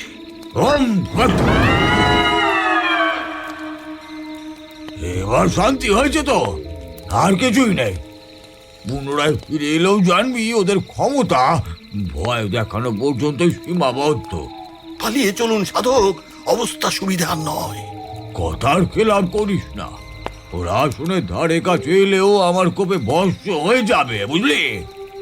আপনি কি এর উদ্দেশ্য প্রতিদিন প্রত্যক্ষ করেন? তো এতখানি স্থির রয়েছেন কোন বিশ্বাসে ভর করে? আমার নিবাস হলো পৃথিবীর একমাত্র পুণ্যভূমি, অর্থাৎ শ্মশান চত্বর। দিন রাত মানুষ করতে দেখেছি। দুবেলাকার পেটের ভাত সে চিতার আগুনে সেদ্ধ হয়। এক কথায় বলতে গেলে ওদের হাড় মজ্জা মাংস শুষে আমি তা নিজের শরীরে সঞ্চিত করছি। সত্যি সত্যি আমাদের দুজনের জীবনযাত্রা বড়ই বিচিত্র। তাই জন্যই মা কালী বোধহয় আমাদের একে অপরের কাছে এনে ফেললেন। ক্রমে পুষ্প, চন্দন, মাল্য, ফলার সহকারে দেবীকে তুষ্ট করা হলো। কোথা থেকে যেন দুটো কালো কুচকুচে পাঁঠা যজ্ঞদেবীর আশেপাশে ঘোরাঘুরি করতে শুরু করে। বাহ বাহ বাহ বাহ, সঠিক সময় তোদের দেখা পেলাম। আয় আয় আয় আয়, এগিয়ে আয়। কালীচরণ, এতদিন তো নিজ স্বার্থে বহু মানুষের রক্তে হাত রাঙিয়েছিস। নে, আজ এই খড়গ দিয়ে দেবীর তৃষ্ণা নিবারণ কর। জয় কালী। জয়ধ্বনি দিয়ে সেই খড়গ নিজের কপালে স্পর্শ করতেই দুটি প্রাণ পরবর্তী পদক্ষেপ অনুমান করতে পেরে আপনে ঝুঁকতে আরম্ভ করলো। এই, এই, যা, যা, দাঁড়া বলছি, দাঁড়া বলছি, দাঁড়া বলছি, দাঁড়া দাঁড়া দাঁড়া বলছি। এ কি করলি? একটা মাত্র কাজ দিয়েছিলাম, এটাও তোর দ্বারা যথাযথ রূপ পালন করা গেল না। এই জন্যই বলে নিচু জাতের মনুষ্যকে পূজা অর্চনার ভার প্রেরণ করার দায়। আপনি আপনি চিন্তা করবেন না, আমি যেখান থেকে পারি ওই জোড়া পাঁঠা ঠিক ধরে আনবো। তাই বলে গোটা রাত অতিবাহিত করিস না, বলির জন্য নির্দিষ্ট ক্ষণ প্রয়োজন হয়। আমাদের আমাদের হাতে সর্বমোট কতক্ষণ সময় অবশিষ্ট আছে? প্রায় 1 প্রহর। বেশ, যতক্ষণ না পর্যন্ত শিকারের দেখা মিলছে ততক্ষণ কালীচরণ ঝড়ের বেগে জঙ্গলের গহীনে ছুটতে থাকবে। এই কথার খেলাফ হলে আমাদের দুজনেরই সমূহ বিপদ। কাঁতকালী বড় জাগ্রত দেবী রে। বহু বছর পূর্বে শহরের এক ব্যক্তিকে স্বপ্নাদেশ মারফত নিজের পূজার জন্য স্থান নির্বাচন করে রেখেছিলেন। তারপরে প্রাচীন নতুন করে গড়ে তোলার অনেক চেষ্টা করা হয়েছে, কিন্তু দেবী তাতে সম্মত হননি। চারিদিক ঘিরে প্রাসাদ স্বরূপ মন্দির উপস্থাপনেরও চেষ্টা চলেছিল, উনি তাতেও রুষ্ট হয়েছেন। তবে অমাবস্যার ক্ষণে পূজা সমাপ্তির দিকে এগোলেই কোনো মন্ত্র বলে যে ধূপ কাষ্টে বলি প্রদত্ত হবার জন্য এরূপ তাজা প্রাণে সে উপস্থিত হয়, তা কারোর জানা নেই। এ প্রথমবার সেই বলিতে বিঘ্ন ঘটল। আমার মন বলছে খুব বড় কোনো বিপদের আশঙ্কা রয়েছে। আপনি কি এর জন্য আমাকে দায়ী করছেন? এই মুহূর্তে কিছুই আর বলা সম্ভব নয়। আমি আমি আসছি। বিজয়ী ভব। শ্রীহংস মহাশয় হাড়িকাঠ থেকে তৈল চর্চিত সিঁদুর তুলে আমার কপালে তিলক কেটে দিলেন, কিন্তু আশ্চর্যজনকভাবে শত চেষ্টার পরেও ওই জোড়া পাঁঠার কোনো হদিশ না মেলায় নত মস্তকে পূর্বত্ব স্থানে ফিরে আসতে বাধ্য হই। ওদেরকে আর খুঁজে পাসনি, তাই তো? আপনি আপনি আমাকে আরেকটি সুযোগ দিন। আগামীকাল রাতেই দেবীর জন্য 2 জোড়া পাঁঠার যোগান দেওয়া হবে। খবরদার, তন্ত্র ছেলে খেলার বস্তু নয়। এ নিয়ে কোনো ঠাট্টা তামাশা আমি মোটেই বরদাস্ত করব না। ক্ষমা করবেন, আপনাকে অপমান করার কোনো উদ্দেশ্য আমার অন্তরে নেই। ভাবিস তো অপয়া কুলাঙ্গার দেবী সবকিছু জেনে শুনে তোকে আমার ঘাড়ে এনে ফেললেন। এত দম্বর! ভক্তেরা কুতিতে অবজ্ঞা করে যোগ্য স্তরে তাকে হেনস্থা করে। ক্রোধের বশে হিতাহিত জ্ঞান শূন্য হয়ে উনি পুষ্পপত্রে লাথি মেরে সমস্ত নৈবেদ্য উল্টে দেন। তোকে কিছু গ্রহণ করতে হবে না। নতুন করে কারোর ডাক পেয়েছিস, তাই আমার কাছে মন টিকছে না। যা যা যা যা, সেই ভক্ত তোকে কেমন পরমাণু সাজিয়ে দেয় আমিও দেখবো। শান্ত হন, এমন অনাচার করবেন না। ছাড় আমায়। তোর মতো এক ডাকাতের কাছ থেকে আমায় শ্রদ্ধা ভক্তির পাঠ পড়তে হবে? হ্যাঁ, এত দুর্দিন এসেছে আমার। তাহলে আজ অগ্নিদেবকে সাক্ষী রেখে প্রতিজ্ঞা করলাম, কালীকে লাভ করার জন্য ঐশ্বরিক ক্ষমতার বিরুদ্ধে গিয়ে নিচু মার্গের সাধনার ব্রতী হই, এমন ক্ষমতাশালী হয়ে উঠব যে সাধারণ মানুষ আমাকে ঈশ্বর জ্ঞানে পুজো করে মুগ্ধ হবেন, আর তুই হবি আমার একমাত্র শিষ্য। না, আমি চিরকাল কালীর ছায়ায় থেকেছি। আমার আজ্ঞা অমান্য করার শাস্তি মৃত্যুর সমতুল্য। এবার ভেবে দেখ তুই কি করবি। মরতে হলে ঈশ্বরের চরণে প্রাণ বিসর্জন দেওয়াই শ্রেয়। এই বলে 1 বছর পূর্বে সেই সাধকের সঙ্গ ত্যাগ দিই, কিন্তু পরদিন থেকে রাত হলেই আমার সাথে এমন অস্বাভাবিক ঘটনা ঘটতে থাকে যে নিজেকেই প্রেত লোকের অংশ বলে ভ্রম হয়।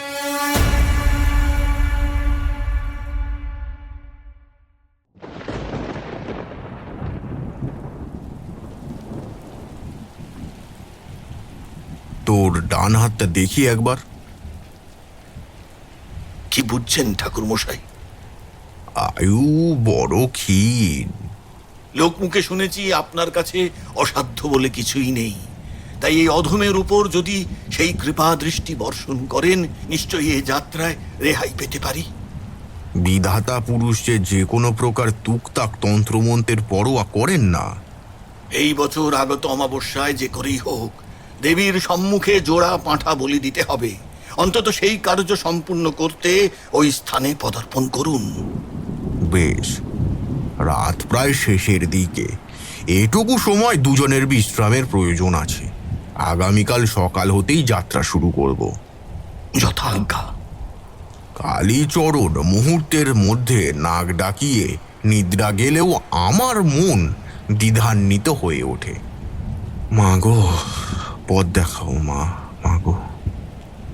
শেষমেশ এমন কাউকে রক্ষা করতে হবে যে কিনা নিজেই শত পাপে জর্জরিত।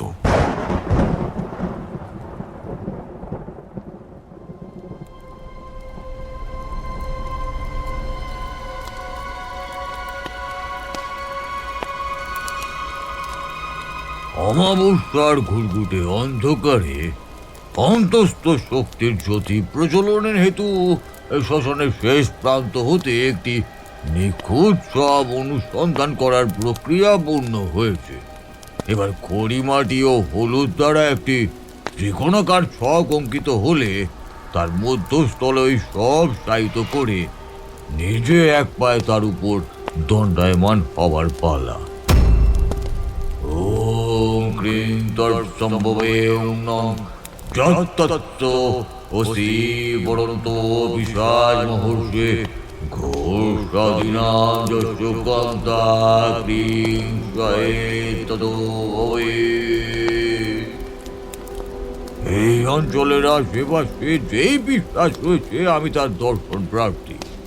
যখন সর্বজ্ঞ শ্রীহংস সাধক শুধুমাত্র তোর আশিস পেতে এমন বিভৎস কল্প উপস্থাপন করেছেন। এ আহ্বান উপেক্ষা করলে আমাদের দুজনেরই বড় কোনো আক্ষেপ রয়ে যাবে।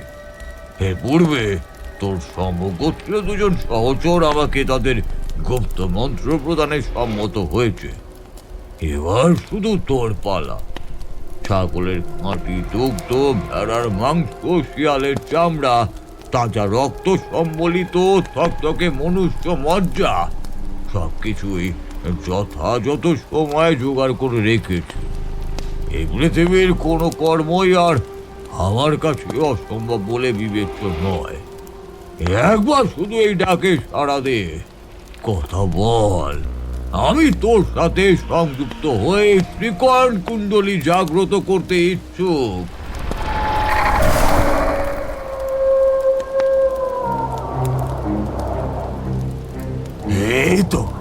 এই তো আকাশ ঘন কালো মেঘ এসেছে, অর্থাৎ আশেপাশে কোথাও রয়েছে।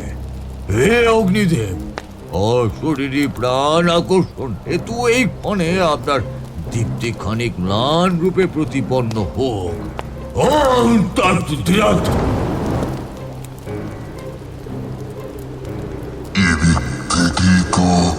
তাজা মাংসের গন্ধ চড়াচ্ছে। কোথায় গেলি? আমায় পঞ্চ উপাচার দে। ভাত পেরে খেতে বড় স্বাদ যাচ্ছে। গতকাল পুরো জমি থেকে শীতল শব টেনে ক্ষুধা নিবারণ করব। এবার অন্তত মজ্জারসের সুধা পান করে জিহ্বার স্বাদ বদল করতে হবে।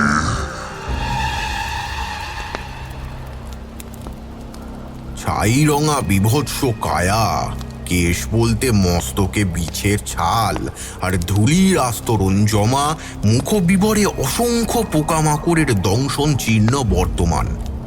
নাক নেই, সেই স্থানে বিশাল আকার একটি গর্ত রয়েছে। ঠোঁট পুরো কালো, দুপাশে রক্তলোলুপ দাঁত ঠিকরে বের হয়ে আসছে। জিহ্বা ও চোখ টকটকে লাল বর্ণে উদ্দীপ্ত। উল্টানো পা দিয়ে জঙ্গল থেকে বেরিয়ে আসতেই বার কয়েক ডানে বাঁয়ে তাকিয়ে কারোর উপস্থিতি পরিলক্ষিত না হওয়ায় অপশক্তি তার তীক্ষ্ণ হলদেটে নখর সমৃদ্ধ সরু কঙ্কালসার হাত দুটি প্রশস্ত করে তাল তাল মাংসপিণ্ড গোগ্রাসে মুখে পুড়তে থাকে। আর ঠিক সেই সময় শ্রীহংস সাধক তার সম্মুখে বিস্ফোরিত নেত্রে হুঙ্কার দিয়ে উঠলেন। আমার উপাচার ভোগ করার পরিবর্তে যোগ্য মূল্য দিতে পারবি তো? অন্যথায় বাকিদের মতো আমার কাছে বাঁধা পড়ে থাকতে হবে। বাম দিকে সিঁদুর চর্চিত যে নরমুণ্ড দেখতে পাচ্ছিস, ও আমার অমোঘ লোভ নিবারণে ব্যর্থ হয়েছিল, তাই কবর খুঁড়ে শান্তি বিঘ্নিত স্বরূপ সেই চিহ্নটা গচ্ছিত রেখেছি। আর ডান দিকে যার বুকের পাঁচর দেখতে পাচ্ছিস, সে আমাকে অবহেলা করে অন্য একজনের প্রতি দৃষ্টি দিয়েছিল, তাই শাস্তি স্বরূপ সেই সাধককে জীবন্ত ভক্ষণ করে হাতটা নিজের কাছে সঞ্চিত করেছি। তুই এই অভিশপ্ত স্থানে কিসের তাগিদে ছুটে এসেছিস? সব বলবো, তবে তার আগে চোখের আসন অধিকার কর। না, আগে আমার সুস্পষ্ট উত্তর চাই। আমি নেতিবাচক উত্তর শুনতে নারাজ। হয় যা কিছু ভক্ষণ করেছিস তা হুবাহু সেরূপে ফিরিয়ে দে, অন্যথায় আমার বস্তুতা স্বীকার করতে হবে। তবে রে, এই দেখ, বৃন্দাশ্রম নামে পত্র। পিশাচ তার সম্পূর্ণ অবয়ব উল্টো করে দুই হাত মাটিতে হামাগুড়ি দিয়ে সাধকের দিকে এগিয়ে আসতেই উনি অস্ফুটে মন্ত্রোচ্চারণ দ্বারা নিজের চারপাশে একটি সুরক্ষা বলয় গঠন করলেন, যার প্রকোপে পিশাচপুণ্ড সাধকের পক্ষে আঁচড় দেবার মতোই চেষ্টা করতেই নিজে আহত হয়ে তফাৎ যায়। হতে পারে না, আজ পর্যন্ত কেউ আমার আধিভৌতিক শক্তির মোকাবেলা করতে পারেনি। মোক্ষম বান নিক্ষেপ করার পূর্বে এরূপ হারুয়া দশা উপস্থিত হলো। জ্যোৎস্না দেবী আমার সহায় হন। পিশাচকুণ্ড তার আত্মাভিমান রক্ষার্থে আপনাকে আহ্বান জানাচ্ছে। এই দেবীর নাম তুই জানলি কেমন করে? বল দেখিনি। বলা বারণ আছে। বেশ, তাহলে পরবর্তী প্রতিঘাতের জন্য প্রস্তুত থাক। তুই কোন লোভে আমাকে কামনা করেছিলি তা জানতে পারি? কঙ্কনমতির কণ্ঠে শুনেছিলাম জমিদার গৃহে এমন এক অশরীরী শক্তি আবদ্ধ রয়েছে, যার কাছে নেত্রমণি গচ্ছিত। ওই ধন কাজে লাগিয়ে যে কোনো প্রাণ বছরের পর বছর ধরে নীরব জীবনযাপন লাভ করতে সক্ষম। কেউ আঘাত আনলেও সহজে তার মৃত্যু সম্ভব নয়, অর্থাৎ অমরত্ব বললেও কিছু ভুল ভ্রান্তি নেই। আমি সেই পিশাচকুণ্ড। তবে বছর ঘুরতে না ঘুরতেই দিব্য রক্তের জোগাড় হলো কোথা থেকে? ঝড় বাদলের রাতে কোন এক কালী সাধক পথ হারিয়ে ওই বাড়িতে আশ্রয় গ্রহণ করলে মায়ার জালে আবিষ্ট করে ওই অতৃপ্ত নববধূ তার উপর গুরুতর আঘাত আনে। এতে ক্ষণিকের তরে সেই মনুষ্য চেতনা হারালে কঙ্কনমতি দুই হস্তে সেই শোণিত ধারণ করে দক্ষিণ দুয়ারের অভিশাপ ঘোচাতে বদ্ধপরিকর হয়। নমোযৎ বর্ণস্তে। সাধকের মন্ত্র হতে নির্গত তেজ পিশাচপুণ্ডের পদতলে থিতিয়ে পড়তেই উনি উচ্ছ্বসিত কণ্ঠে বললেন, বৃথাই ভয় পাচ্ছিলাম। এখন তুই আর আমি এক শরীর ধারণ করে যে কোনো লড়াই জিততে সক্ষম। অর্থাৎ আপনার রক্তই আমার ঘুম ভেঙেছিল। হ্যাঁ, আমাদের দুজনের শত্রুই এক। এবার বল, যা কিছু বলবো তা মেনে নিতে প্রস্তুত? কালীচরণ কিন্তু ইতিমধ্যেই নিজ প্রাণ রক্ষার্থে তারানাথের নিবাসে যাত্রা শুরু করেছে। একজন কেন, মতো 10 জন সম্মুখে হাজির হলেও আমি নিজের প্রেত বাহিনী দ্বারা নিমেষের মধ্যে মনুষ্য শরীর থেকে ছাল তুলে খাবলা খাবলা মাংস ভোগ করতে সক্ষম। উল্লাস করব, কালীর পরাজয়ে খুব শীঘ্র এখানে মহোৎসব হবে। আপনি শুধু জমিদার গৃহে এমন কোন রোগ প্রদান করুন যা গোটা গ্রামে রাতারাতি ছড়িয়ে পড়া দরুন এখানে মরক লাগে। মানুষ বড় বেঈমান, আমাদের রক্ত মাংসের শরীর নষ্ট করে আত্মাগুলো নিজেদের ইশারায় চালনা করতে পারলে আমরা নতুন এক রাজ্য স্থাপনে সফল হব। এভাবে গোটা পৃথিবীতে আমাদের কর্তৃত্ব স্থাপন হবে। আর আমি হব তার রাজা। না সাধক, বললে চলবে না। আপনার কাছে যে ক্ষমতা রয়েছে তা একদা আমাদের দান। পুণ্যাত্মার স্পর্শ ব্যতীত কোনো কিছুতে প্রাণ প্রতিষ্ঠা সম্ভব নয়। ঠিক যেমন ওই কাল কুঠুরিতে তুই পাথুরে মূর্তিরূপে আবদ্ধ হয়ে যাবজ্জীবন দশা অতিবাহিত করেছিলি। বেশ, এই তর্ক এত সহজে মীমাংসিত হবে না। আগে তারানাথকে পথ থেকে সরাই, তারপর দুজনের ক্ষমতা পরীক্ষা করে দেখা যাবে।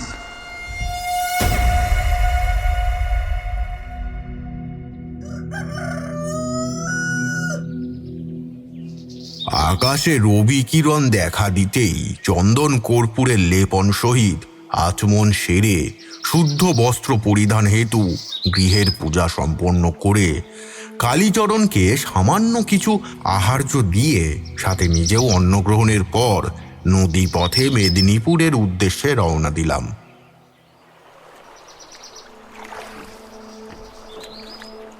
এরই মধ্যে নৌকার মাঝি আমার বেশভূষা দেখে কৌতূহলী চিত্তে উপর্যুপরি ভাবে গল্প জুড়লেন। একে ঠাকুর মশাই, বলছিলাম যে আপনি কি ওদিক পানে ওই পুজো অর্চনার কাজে চললেন? সেসব জেনে তোর কি লাভ? একে ক্ষমা করবেন বাবু, আসলে আমরা মুখুসুখু মানুষ তো, তাই অপ্রয়োজনীয় কথা কওয়ার একটা স্বভাব হয়ে গেছে। তুমি কি আমায় কিছু বলতে চাও? আগে হ্যাঁ বাবু, যেখানে যাওয়ার জন্য আপনারাই জলপথে এলেন তাতে সর্বসাকুল্যে 2.5 দিন সময় লাগার কথা, আর গন্তব্যে পৌঁছতে রাত হয়ে যাবে। সেই আঁধারে একটা অট্টালিকা সকলকে আশ্রয় দিতে একেবারে নিমেষের মধ্যে প্রকট হয়, আবার শিকার দেখলে তাকে টেনে উধাও হয়ে যায়। তাই ভুল করেও বাবু ওই জঙ্গলের মাঝে কোনো জমিদার বাড়ি দেখলে সেদিকে ফিরেও তাকাবেন না। এমন ঘটনার কারণ কি? বহু বছর পূর্বে ওই বাড়ি থেকে ধুমধামের সহিত নববধূ শ্বশুর বাড়িতে যাওয়ার জন্য মেহগিনি কাঠের পালকিতে যাত্রা শুরু করে, কিন্তু পথমধ্যে ডাকাতের হামলায় সব একেবারে এদিক ওদিক হয়ে একেবারে ছত্রভঙ্গ হয়ে ছুটে পালালে একাকী বধূর কাছে যা কিছু ধনসম্পদ ছিল তা সে নিরুপায় হয়ে নিজের প্রাণ রক্ষার্থে সমস্তটাই তুলে দেয় ওই ডাকাত দলের হাতে। এই দুর্ঘটনার জেরে শ্বশুর বাড়ি থেকে খবর আসে যে ডাকাতে ধরা মেয়ে মানুষরেও তারা ঘরে তুলবেন না। তো কঙ্কনমণির মনে একটা সাজানো সংসারের বড় স্বাদ ছিল বাবু। সেদিন থেকে আজ পর্যন্ত যার কারণে ওর সেই স্বাদ অপূর্ণই রয়ে গিয়েছে, তাকে অতৃপ্ত লোকে খুঁজে চলেছে। কঙ্কনমতির মৃত্যুর পর সেই বাড়িতে শ্রাদ্ধ শান্তির কর্ম সম্পাদন হয়নি? না বাবু, কে করবে বলুন? জমিদার মশাই মারা যাওয়ার বেশ কিছুকাল পর ওনার কন্যাও দেহ রাখেন। অমন স্বৈরাচারী জমিদার অকালে মরার ফলে গ্রামবাসীরা অত্যাধিক খাজনার দায় থেকে মুক্তি পেয়েছে। সে কথা অস্বীকার করবার মতো দুঃসাহস কারোর মধ্যে নেই বাবু।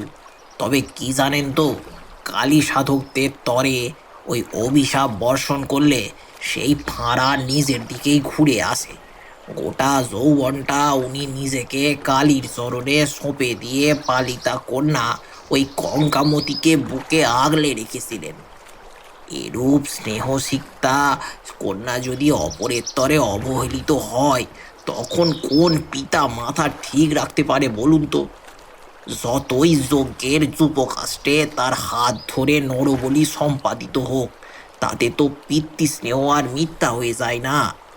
কঙ্কনমতি কিভাবে মারা গিয়েছিল? পিশাচে টানা বাবু।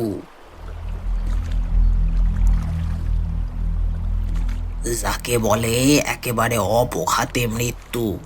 জমিদার বাড়ির সবচেয়ে দক্ষিণ কোণের ঘরে পিশাচ পুঞ্জ নামে এক আত্মার বাস। জমিদার মশাই বেঁচে বর্তে থাকার সময় ওকে নানা রকম তন্ত্র কর্মে ব্যবহার করত, কিন্তু কোনো ক্রমে সেই পিশাচ কল্পনার অধিক ক্ষমতাধীন হয়ে উঠলে ঈর্ষা ও ক্ষোভের বশে একটা মূর্তির মধ্যে জমিদার মশাই তার অস্তিত্বকে আবদ্ধ করে দেন। ওই বাড়ির আশেপাশে দিয়ে গেলেও খনা গলায় তার কান্নার শব্দ শুনতে পাওয়া যায়, কিন্তু দিব্য সাধকের টাটকা রক্ত না পেলে যে ওর মুক্তি নেই। মাঝির বক্তব্যে কালীচরণ নিজেকে যথাসম্ভব গুটিয়ে নিতে থাকলে। বুঝতে বিলম্ব রইল না, এই সেই পাপী।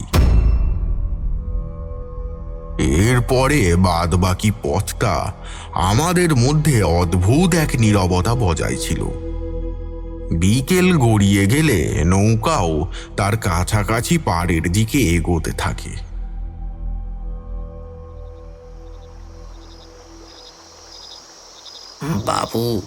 বাবু কইছিলাম কি, এই রাতে দাঁড় টানা বেশ ঝুঁকিপূর্ণ হয়ে উঠেছে। আপনারা বরং এক কাজ করেন, এই রাতটা কোথাও অতিবাহিত করে আগামীকাল সকালবেলাতে আবার এখানে এসে উপস্থিত হবেন। সুতরাং কাছাকাছি কোনো মন্দির আছে কিনা সেই খোঁজে হাঁটতে শুরু করলাম।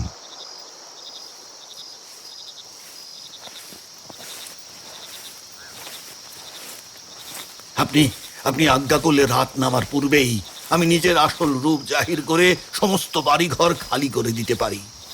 এমন পৈশাচিক ভাবধারা যত শীঘ্রই সম্ভব ত্যাগ দিবি, তাতে তোরই মঙ্গল।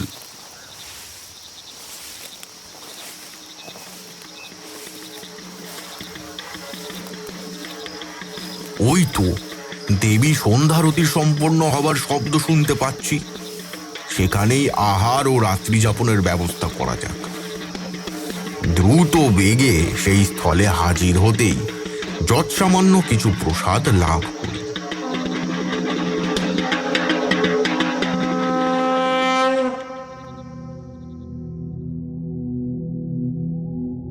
ক্রমে রাত গাঢ় হয়ে এলে ঝিঝি পোকার শব্দ সম্পূর্ণরূপে বন্ধ হয়ে পশ্চিম পথ ধরে নূপুর পায়ে কার যেন অবাধ বেগে ছুটে চলার শব্দ কানে আসে। তারানাথ, আর কত ঘুমাবে? এখন যে বিশ্রামের সময় নয়।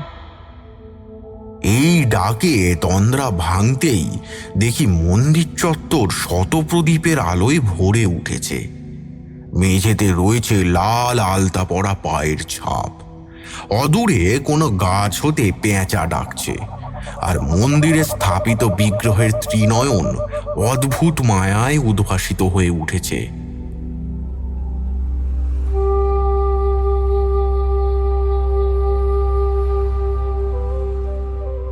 মা, আমি তোমাকে দেখতে পাচ্ছি না কেন? সঠিক ক্ষণ উপস্থিত হলে আমি তোর জন্য নবরূপে কাঁথের বর্ণে অপেক্ষা করব। তার আগে এভাবে পথ দেখানোই আমার কর্তব্য। কিন্তু ডাকাতের সঙ্গ দেওয়ার ফলে সেই পাপে আমিও যদি তোকে চিনতে না পারি, তখন কি হবে? অন্তরে কোনো দ্বিধা রাখিস না। সে যত বড়ই পাপী হোক না কেন, দিন শেষে আমার পূজারী। ফলত সম্পূর্ণরূপে তার ভক্তি অগ্রাহ্য করতে আমার মন সায় দেয় না। আর কঙ্কনমতির জন্য উপযুক্ত শাস্তি কি হতে পারে? সে বর্তমানে পাপের রাজত্বে একমাত্র পাটরানী হয়ে জাঁকিয়ে বসেছে ঠিকই, তবে অতীতে তার সাথেও তো কম অনাচার ঘটেনি। তুই যা কিছু শ্রবণ করেছিস তা অর্ধসত্য। বাকিটা জমিদার গৃহে পদার্পণের সাথে সাথে আপনিই অনুধাবন করতে সক্ষম হবি। যথাজ্ঞা। এরপর দমকা বাতাসে সমস্ত আলো নিভে যেতেই কিছুক্ষণ পূর্বে যা কিছু ঘটেছে তা দিবাস্বপ্ন বোধ হতে থাকলে আমি মন্দির ছেড়ে বেরিয়ে এসে আশপাশটা ঘুরে দেখতে থাকি। পিছন দিকটায় কঞ্চির বেড়া ও তাতে একটা লাল কাপড় বাঁধা রয়েছে। কি মনে হতে সেটা নিজের সঙ্গে নিলাম। ঠাকুর মশাই, ওদিকে কোথায় যাচ্ছেন? দাঁড়ান দাঁড়ান, আমার কথাটা একবার শুনুন। দেবী, আমাকে কিছু না জানিয়েই তুই কোথায় হারিয়ে গেলি? ঠাকুর মশাই, আপনি আপনি এভাবে কার সাথে কথা বলছেন? আশেপাশে তো কাউকেই দেখতে পাচ্ছি না। এবার কালীচরণের ডাকে আমার মোহভঙ্গ হতেই গলা খাঁকারি দিয়ে প্রশ্ন করি, তুই আবার এখানে আসতে গেলি কেন? আপনার বুঝি ঘুমানোর সময় হাঁটাহাঁটি করার রোগ আছে? না, একটি বিশেষ কাজে বাইরে এসেছিলাম। এই বলে পুনরায় উপরে উঠে এসে থামের গায়ে হেলান দিয়ে নিদ্রা যাই।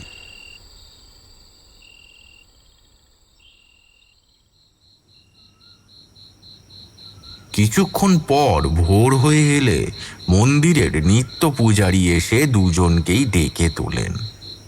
এরপর নদীতে আচমন সেরে শুদ্ধ বস্ত্র পরিধান হেতু বিগ্রহের পদতল থেকে আশীর্বাদী পুষ্প গ্রহণ করে পুনরায় জলপথে যাত্রা শুরু হয়।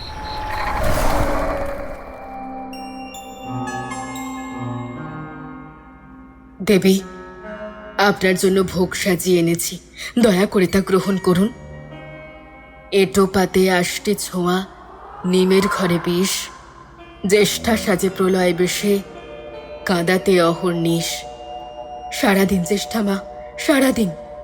কঙ্কনমতি, আমার প্রতি তোর পূর্ণ আস্থা আছে তো? অবশ্যই, নয়তো সকলের শাসন বারণ উপেক্ষা করে 10 বছর পূর্বে গাছতলা থেকে অপূর্ব বিগ্রহ কি করে ঘরে এনে তুললাম। জীবনের যে কোনো পরিস্থিতিতে এর জন্য আফসোস জন্মাবে না তো? সেরূপ প্রতিকূলতা সৃষ্টি হলে আমি আপনার সহায়তায় ওই পথের কণ্টককে সমূলে উৎখাত করব। নিন, এবার আহার্য গ্রহণ করুন। আগামীকাল কিন্তু মনুষ্য রক্ত ব্যতীত আমি কোনো অন্ন গ্রহণ করব না। যথা আজ্ঞা। এই দাসী আপনার জন্য সব ব্যবস্থা করে রাখবে। তথাস্তু।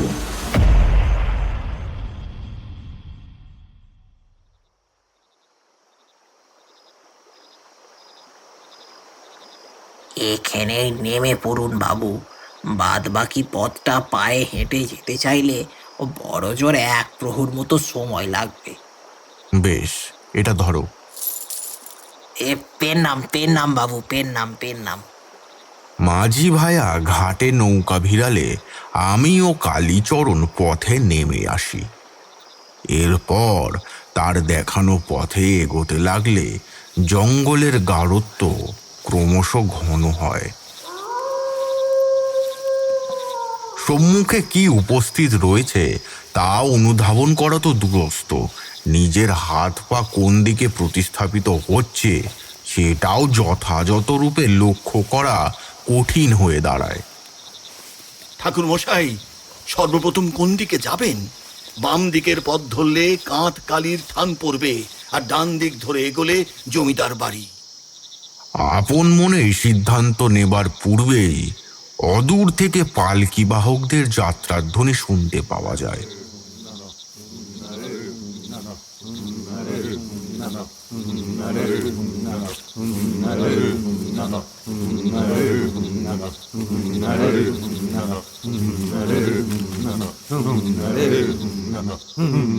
কর্তা, কোথাও যাবেন নাকি? আমরা এগিয়ে দেবো। যেই গায়ে সন্ধ্যা পেরোলে কেউ ঘর থেকে বেরোতে ভয় পায়, সেখানে আজ হঠাৎ পালকি এলো কেমন করে?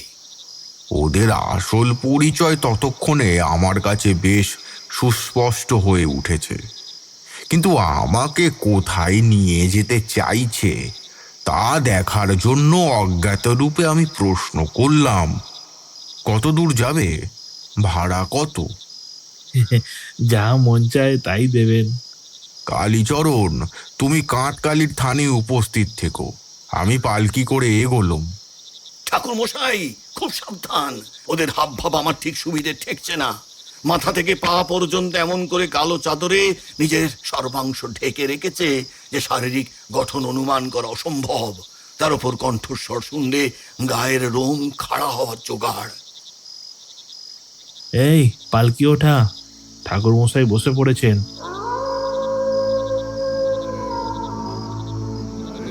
মেঠো পথ, কাঁটা ঝোপ, খাল জঙ্গল পেরিয়ে হাওয়ার বেগে পালকি ছুটে চলল অজানার উদ্দেশ্যে। আমি কেবলমাত্র পর্দা সরিয়ে ওদের কর্মকাণ্ড দর্শন করছিলাম। কারোর পা ভূমি স্পর্শই করছে না, হাতের ডগা মোড়ানো, চোখের স্থানে শুভ্র বর্ণের দুটি বিন্দু জলজল করছে। এভাবে কতক্ষণ সময় অতিবাহিত হয়েছে তার খেয়াল নেই, তবে পালকি নামতেই তড়িঘড়ি করে বাইরে এসে দেখি সামনে একটা গলা পচা থকথকে মৃতদেহ হাঁ করে পড়ে রয়েছে। তার মুখগহ্বর থেকে গিজগিজ করে বেরিয়ে আসছে পোকা ও পিঁপড়ে বিছের দল। একটি চক্ষু গোলক পুরোপুরি মুছে গিয়েছে, অপরটি অর্ধপচ্ছ অবস্থায় দুর্গন্ধ ছড়াচ্ছে। গলা বুকের মাংস ভেদ করে সাদা ধবধবে হাড় উঁকি দিচ্ছে। তবে বীভৎস দৃশ্য ও দুর্গন্ধ সহ্য করা অবধি এই ঘটনা সীমাবদ্ধ থাকলে হয়তো আমি এতখানি আশ্চর্য হতাম না, যতখানি ওই সব আচমকা নড়ে ওঠায় হতে হলো। উঠে পড়ুন কর্তা, আপনার কথা মতো আসল লক্ষ্যে ধরে এনেছি। আমাকে ক্ষমা করবেন ঠাকুরমশাই, আপনার আরাধ্যকে অবজ্ঞা করার শাস্তিস্বরূপ আজ এমন পীড়া সহ্য করতে হচ্ছে। তবে চিন্তা নেই, আমি নিজের স্বার্থে আপনাকে এখানে হাজির করিনি। জীবৎকালে প্রজাতির উপর এত অত্যাচার করেছি যে ওরা আমার মৃত্যুতে দেবীর কাছে গোবিন্দভোগ চাল আর শোল পোড়ার ভোগ দিয়েছিল। ভাববেন না ওই কাঁতকালির কথা উল্লেখ করছি। তার নৈবেদ্য বলতে তো ওই 2 কুইন্টাল চাল, ফলার, সবজি আর মিষ্টান্ন। এছাড়া তন্ত্রোক্ত সংকল্প পূর্ণ করতে পশু বলি দেওয়ার নিয়ম আছে, কিন্তু আমার নিজস্ব গৃহমন্দিরে যেই দেবী পূজিত তাকে মনুষ্য রক্ত ব্যতীত তুষ্ট করা যায় না। অনুগ্রহ করে আপনি যদি সেই বিগ্রহ শেষবারের তরে পূজার্চনা করে দেবীর সম্মতি নিয়ে তাকে জলে ভাসিয়ে দেওয়ার ব্যবস্থা করেন তো বাধিত হই। উনি মন্দির থেকে প্রস্থান না করলে কখন আমার আত্মা মুক্তি পাবে না। এর কারণেও আমি নিজেও দায়ী। লোভে পড়ে ওনাকে প্রতিজ্ঞা করিয়েছিলাম, যতদিন না পর্যন্ত আমার স্বাদ মিটছে ততদিন যা কিছু ঘটুক উনি আমায় ত্যাগ করে দিতে পারবেন না। বুঝতে পারিনি এই বাণীগুলো অগ্নিবাণ হয়ে নিজের শরীরে বিদ্ধ হবে। আপনার সহযোগিতার পরিবর্তে আমি কি পাবো? নিচতলার সিন্ধুকে যত ধনরত্ন আছে সব আপনার। ওহো, ওসবের প্রতি আমার কোনো মোহ নেই। বেশ, তবে আপনিই বলুন কি পেলে সন্তুষ্ট হবেন। এই মুহূর্তে আপনার সব থেকে খুলিটা সংগ্রহ করতে চাই। আপনার সাহস তো কম না। গাঁয়ের লোকেরা দিনের বেলাতেও যা ছায়া মারায় না, আপনি তার শরীরে হাত দেওয়ার কথা বলছেন। আমি রাজি। অন্তত এই সুযোগে কীট দগ্ধ ক্লেশ কিছুটা কমবে। আপনার যেভাবে মনে হয় সেভাবে তন্ত্রোক্ত মাধ্যমে আমায় উপস্থাপিত করতে পারেন। ওং তস্য কালিকা ওই নমঃ। এই বলে পোটলা থেকে কোমণ্ডল বার করে তার পবিত্র বাড়ি ধারা সম্পূর্ণ দেহে ছিটাতেই সেইখান হতে রাশি রাশি কালো ধোঁয়া নির্গত হয়। এরপর একটি জবা ফুল নিয়ে তা শবের কপালে রেখে মন্ত্র পড়তেই সবটি ভূমি থেকে শূন্যে উঠে আসে। তোদের শেষ কর্ম হলো এটিকে পরশু রাত 12 ঘটিকায় জমিদার বাড়ির সামনে উপস্থিত করা। যথাজ্ঞা। এরপর পোটলা থেকে 1 মুঠো সাদা তিল ও হলুদ নিয়ে তা মন্ত্রপুত করে ওই চার বেহারার দিকে ছুঁড়তেই ওরা সহৎসাহে চিৎকার করতে থাকে। এই কি করলেন ঠাকুরমশাই? আমাদের সবাই বলছি জ্বলে যাচ্ছে। আমি চোখে কিছু দেখতে পাচ্ছি না কেন? আমি কি চোখে কিছু দেখতে পাচ্ছি না কেন? কিচ্ছু দেখতে পাচ্ছি না চোখে। ও কর্তা, আমাদের রক্ষা করুন। পরশু তোদের মন্দির স্থিত দেবী প্রস্থানকালে তোরাও মুক্তির স্বাদ উপলব্ধি করবি। তার সাথে এই যন্ত্রণার কি সম্পর্ক রয়েছে? পরলোক মায়া ত্যাগ করতে হলে অশরীরী অবয়ব মধ্যস্থিত সমস্ত বাসনা বিলাস পরিহার করতে হয়। এটাই তার প্রথম ধাপ। ঠিক বললাম তো ঠাকুরমশাই? এরূপ জ্ঞান সম্বলিত চিত্ত কোন পাপে পথ ভ্রষ্ট করেছিলেন? আমার গৃহে যে জ্যৈষ্ঠার নজর পড়েছিল তা কেউ জানতুম না। যতক্ষণে সবটা প্রকাশ্যে আসে ততক্ষণে কালী একই ছাদের তলায় অপশক্তিকে পূজা করার পাপে আমার দিক থেকে মুখ ঘুরিয়ে নিয়েছিলেন। সবার আগেই ওই অপদেবীকে সিংহাসন থেকে টলাতে হবে। ঠাকুরমশাই যেখানে যেতে চাইছেন তোরা ওনাকে সেখানে ছেড়ে দিয়ায়। ফলত আবারও সেই ভৌতিক পালকি উঠল, আর তড়িৎ গতিতে ধাবিত হলাম কাঁটকালির থানে।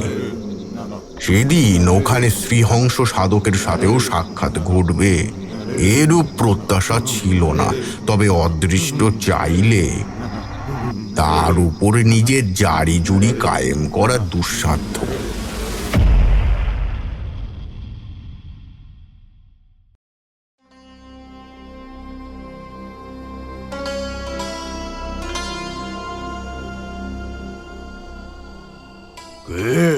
কালীচরণ এলে নাকি? তবে সাধনায় স্থির থেকেও বহু চক্ষু উন্মুক্ত না রেখে অন্তর্দৃষ্টি দ্বারা এখনো চারিদিকে কি ঘটছে তা প্রত্যক্ষ করতে সক্ষম। তা একলা এলে কেন? তার না তন্ত্রী কোথায়? সে কি পিশাচ পুণ্ড আর আমার মিলিত শক্তির সামনে অসহায়ভাবে নিজের প্রাণ ভিক্ষা করতে সম্মত না হওয়ায় তোমাকে খালি হাতে ফিরিয়ে দিয়েছে না?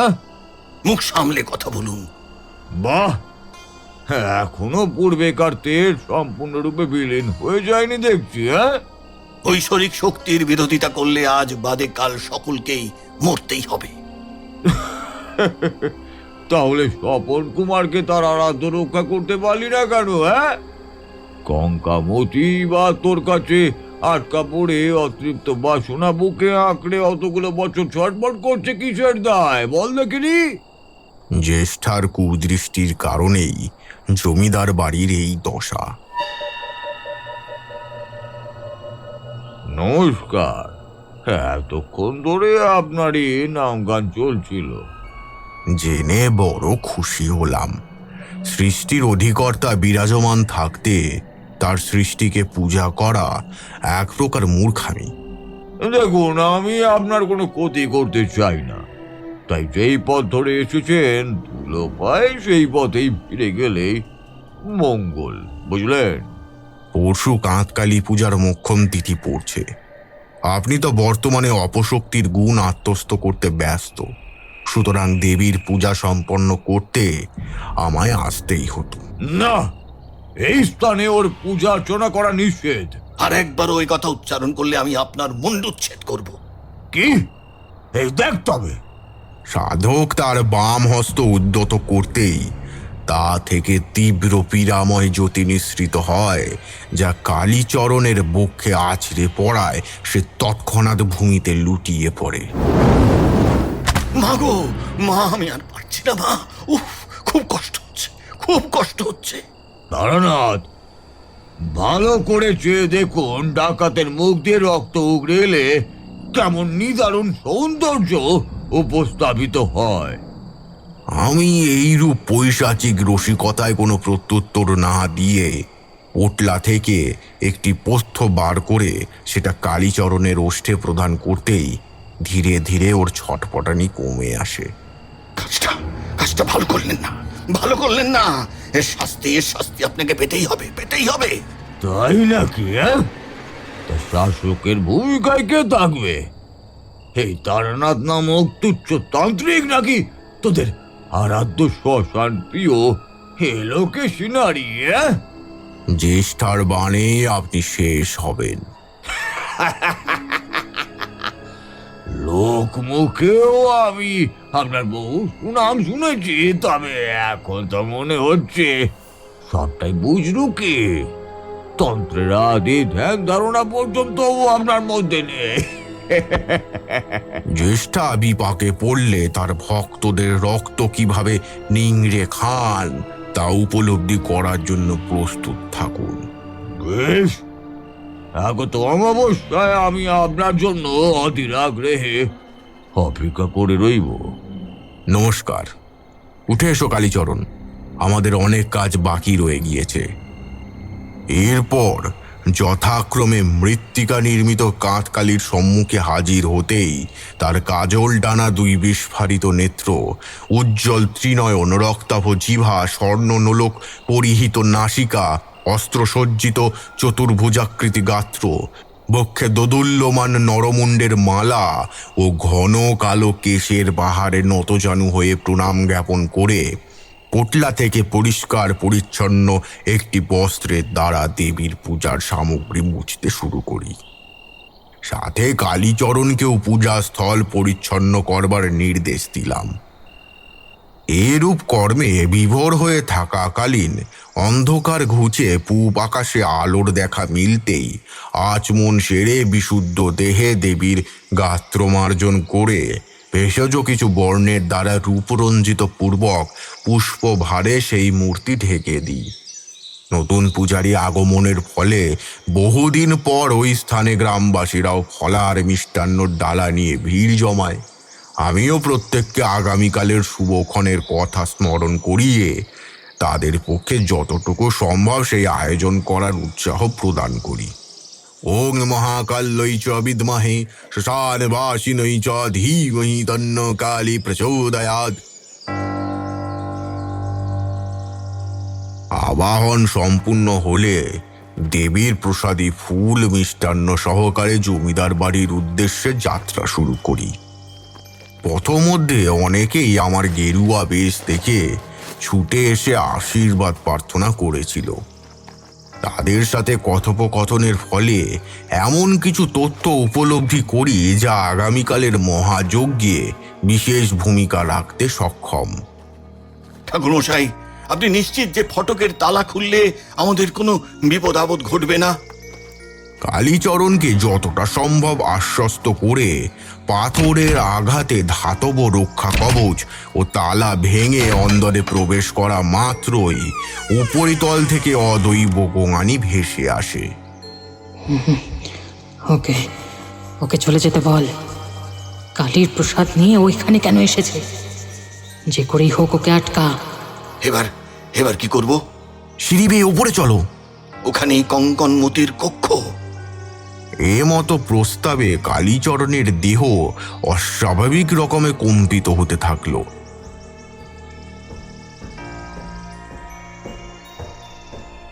আমি একাকী উপরে এসে সমস্ত কক্ষের দ্বার উন্মোচন হেতু জ্যেষ্ঠার সিংহাসন খুঁজতে শুরু করি।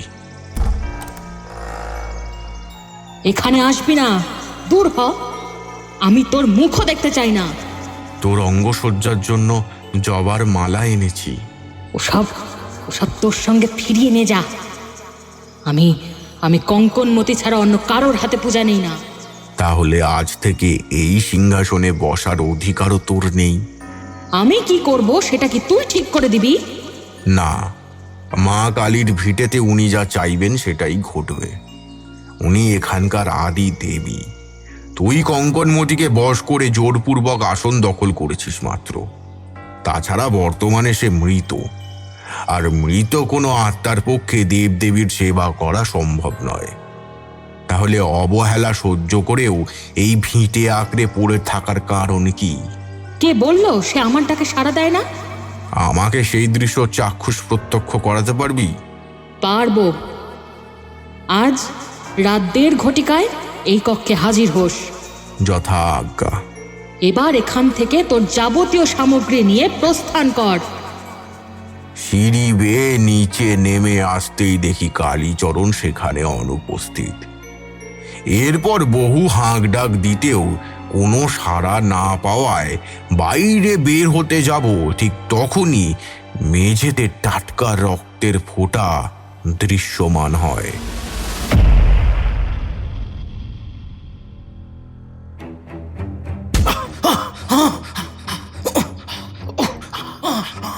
আমাকে মারিস না, আমি তো তোর কোনো ক্ষতি করিনি। মারিস না, মারিস না।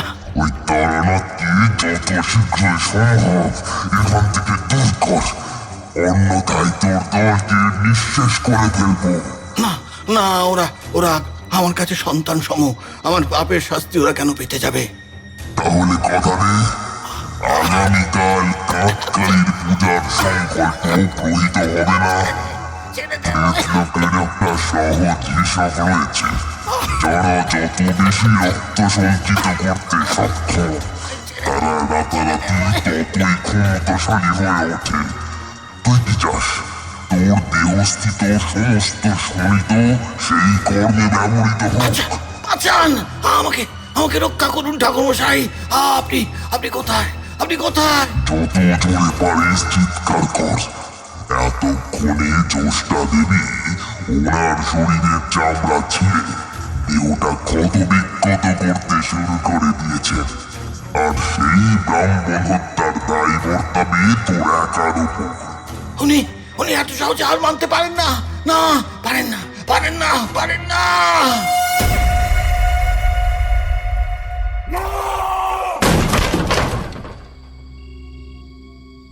অট্টালিকার সবচেয়ে দক্ষিণ কোণের ঘর হতে কালীচরণের কান্না শুনতে পাওয়া গেলে সজোরে দরজা ভেঙে অন্দরে প্রবেশ করতেই অনুভব করলাম দ্রুত বেগে আমার পাশ দিয়ে একটা ঝোড়ো হাওয়া পালিয়ে গেল।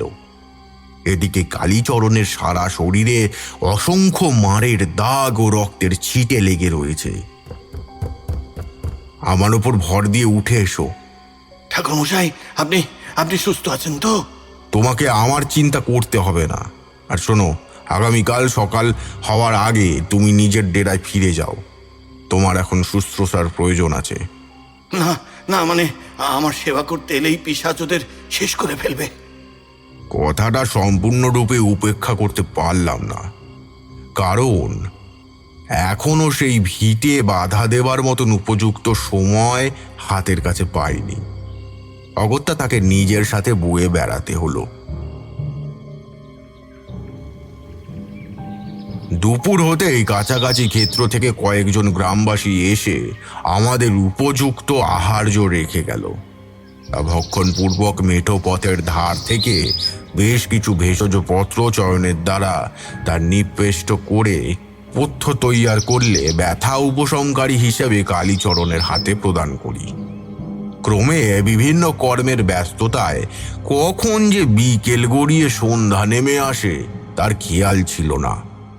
এরপর দেবীর নাম জপ সেরে নির্ধারিত সময়ে জমিদার বাড়ির দিকে পা বাড়ালাম।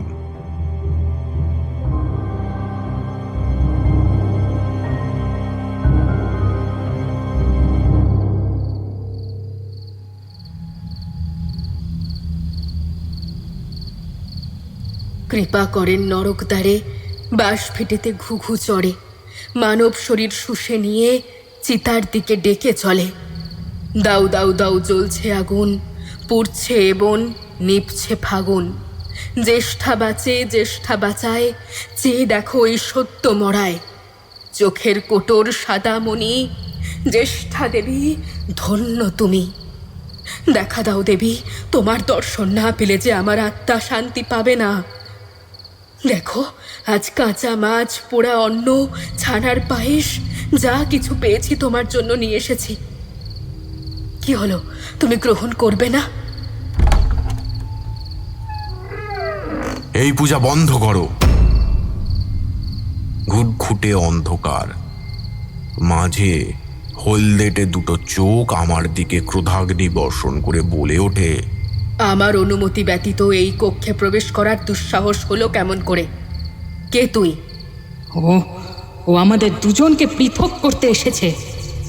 আমার সর্বক্ষমতা দিয়ে এই মূর্তি আমি আঁকলে রাখবো। তোমাকে অন্যত্র স্থাপন করা তো দুরূহ, স্পর্শ করার কথা কল্পনা করলেও মস্তিষ্ক বিকল হয়ে যাবে। চেষ্টা করে দেখো। এই বলে আমি দৃঢ় পদক্ষেপের সহিত অন্দরে প্রবেশ করলে দুজনেই ওঁত পেতে আক্রমণের সুযোগ খুঁজতে থাকে। তোকে বারংবার সাবধান করেছিলাম, এই রক্তলীলায় অবতীর্ণ হোস না।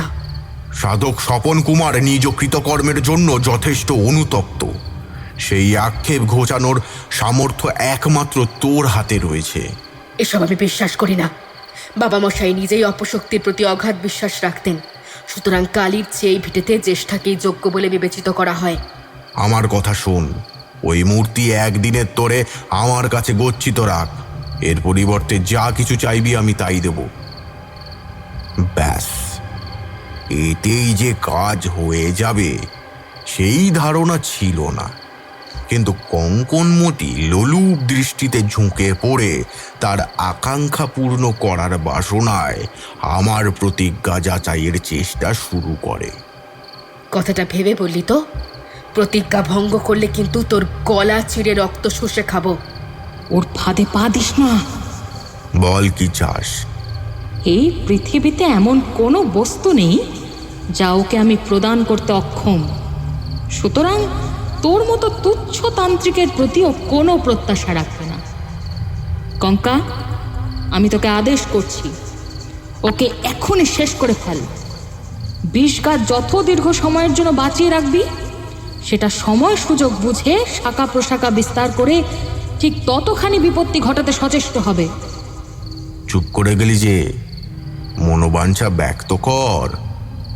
শ্রীহংসের কাছে যেই দিব্য ক্ষমতা সম্পন্ন হার রয়েছে, আমার সেটা চাই। তা দিয়ে কি হবে? কালীচরণকে ওর কৃত কর্মের উচিত শাস্তি দেব। বেশ, এতে আমি তোর সাহায্যই করব। না, কোনো মনুষ্যের দান অপ্রয়োজনীয়। তুই শুধু আমার জন্য এই হারটা ছিনিয়ে আন। আগামীকাল রাত 12 ঘটিকায় ওই বস্তু তোর হাতে তুলে দেওয়া হবে। এবার সামনে থেকে সরে দাঁড়া। আজ দেবী কোথাও যাবেন না। এক হাতে ওই বস্তু প্রদান করবি, অপর হস্তে বিগ্রহ সমর্পণ করব। বেশ, তবে সেই কথাই রইল। বেঈমান, শেষমেশ আমাকে তুই নিলামে তুলেছিস? না দেবী, আমি জানি শ্রীহংস সাধক ওই বস্তুকে নিজ প্রাণের চেয়েও বেশি আগলে রাখেন। সুতরাং এই তান্ত্রিক কোনো মূল্যেই ওই বস্তু আমার হাতে তুলে দিতে পারবে না, আর ফলস্বরূপ আমার মৃতের স্তূপে আরেকটি সংখ্যা বৃদ্ধি পাবে। তারানাথ মরলে মোট কয়টি সব সঞ্চিত হবে? 12টি, অর্থাৎ প্রেতলোকের দরবারে যে কোনো কায়া ধারণ করার ক্ষমতা প্রাপ্ত হব। কিন্তু তারানাথ যদি ওই হার সত্যি সত্যি তোকে এনে দিতে পারে, তখন কি করবি? তাহলে এক নিমেষেই আমাদের হাতে পৃথিবীর শাসনদণ্ড মজুত হবে।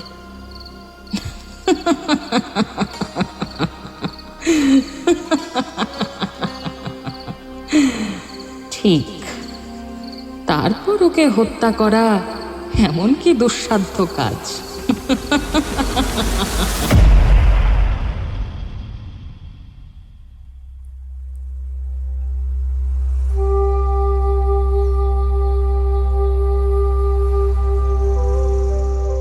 কালের নিয়মে মহাযজ্ঞের দিন উপস্থিত হতেই কালীচরণ সকাল থেকেই কাঁতকালীর প্রাঙ্গণ ঝাঁট দিয়ে সমস্ত জঞ্জাল, শুকনো পাতা, বাসি ফুল সমস্তটা পরিষ্কার করে একটি আসন পেতে আশপাশের সমস্ত বৃক্ষে সিঁদুর তিলক এঁকে দেয়। ঠাকুরমশাই, আজ সকাল থেকে দেবীর জন্য অগাধ পুষ্প, ফলার, অন্ন, মিষ্টান্ন জমা পড়েছে। ওদিকটায় যুবতীরা বসে মালা গাঁথছে। কাঁথের পেছন দিকে বামুন বউ পরমান্ন পাক দিচ্ছে। কয়েকজন গৃহিণী ফল কাটতে বসেছেন। এবার আমাকে কি করতে হবে বলুন? বেশ কিছুটা গঙ্গা মাটি, বিল্লপত্র, ডাব, আম্রপল্লব, কলা পাতা, সরিষার তৈল জোগাড় করে রেখো। যথাজ্ঞা।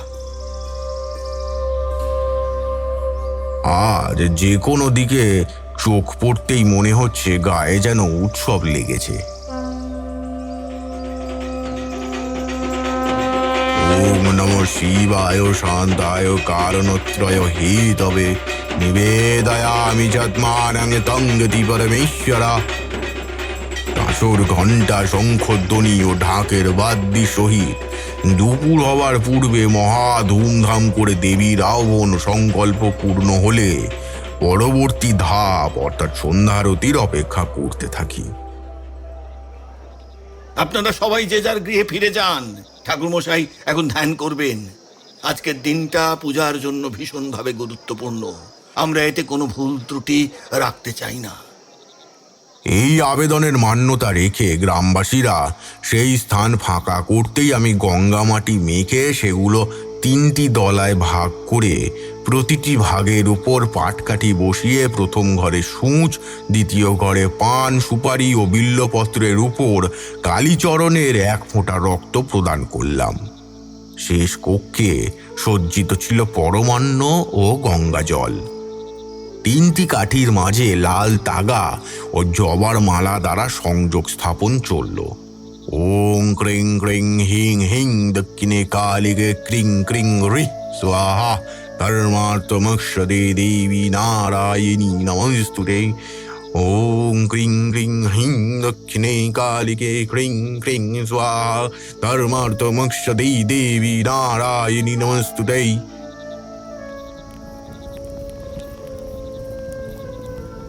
যজ্ঞবেদী পূর্বেই সজ্জিত করা ছিল, সুতরাং এখন ঘৃত কর্পূর ধুনো দ্বারা অগ্নিসংযোগ ঘটিয়ে আসল কার্যক্রম শুরু হয়। প্রতিবার ঘৃত প্রদানের সহিত অগ্নিদেবের লালায়িত শিখা জঙ্গলের দিকে দিক নির্দেশনা দিতে থাকলে কিছুক্ষণ পর চোখে পড়ে সত্যি সত্যি কোথা থেকে 2টো কুচকুচে কালো পাঁঠা গলায় জবার মালা ও কপালে সিঁদুর লেপে দাঁড়িয়ে রয়েছে। আমি চোখের ইশারায় কালীচরণকে তা ধরে আনার নির্দেশ দিলে অতীতের পুনরাবৃত্তি করতে তারা গহীনে ছুটতে আরম্ভ করল। ওদিকে শ্রীহংস মহাশয় পিশাচপুণ্ডের সহিত নিজের আত্মাকে একত্রিত করতে উদ্যত হয়েছেন। শ্রীহংস মন্ত্রতন্ত্র ঘোর ঘটা বলির মুখে আস্ত পাঠা রক্ত চায় কালীমুখী বল না তারে কিসে বাঁধি পিশাচ অসুর নিশিরবাস এদের ছুতে সরল মার্গ উচ্চ নিচে নাই ভেদাভেদ পিশাচপুণ্ডের দরবেশ। আর কত সময় ধরে তোকে আহ্বান জানাতে হবে? আজ অন্তত সঠিকক্ষণে সামনে এসে ধরা দে।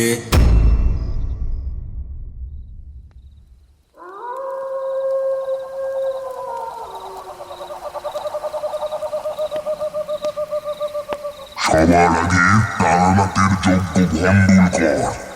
সেই কারণেই আমার দেহে তোর প্রবেশাধিকার আবশ্যক। কারীর বর প্রাপ্ত হাতটা মাথার চারদিকে 3 পা ঘুরিয়ে ওটা অগ্নিতে প্রদান করা। ওম স্বাহা। এই অদৃশ্য লোকের শক্তিপুঞ্জ আমার সহায় থেকো।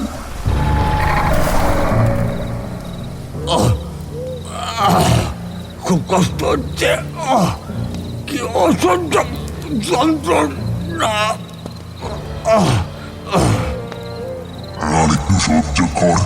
একবার বিজয়ী হলে গোটা পৃথিবীর দেবতা রূপে আমরাই পূজিত হব। ঠিক, তার সামনে এটুকু ক্লেশ বড়ই তুচ্ছ। দস্যু পরন্ত ঘটছে।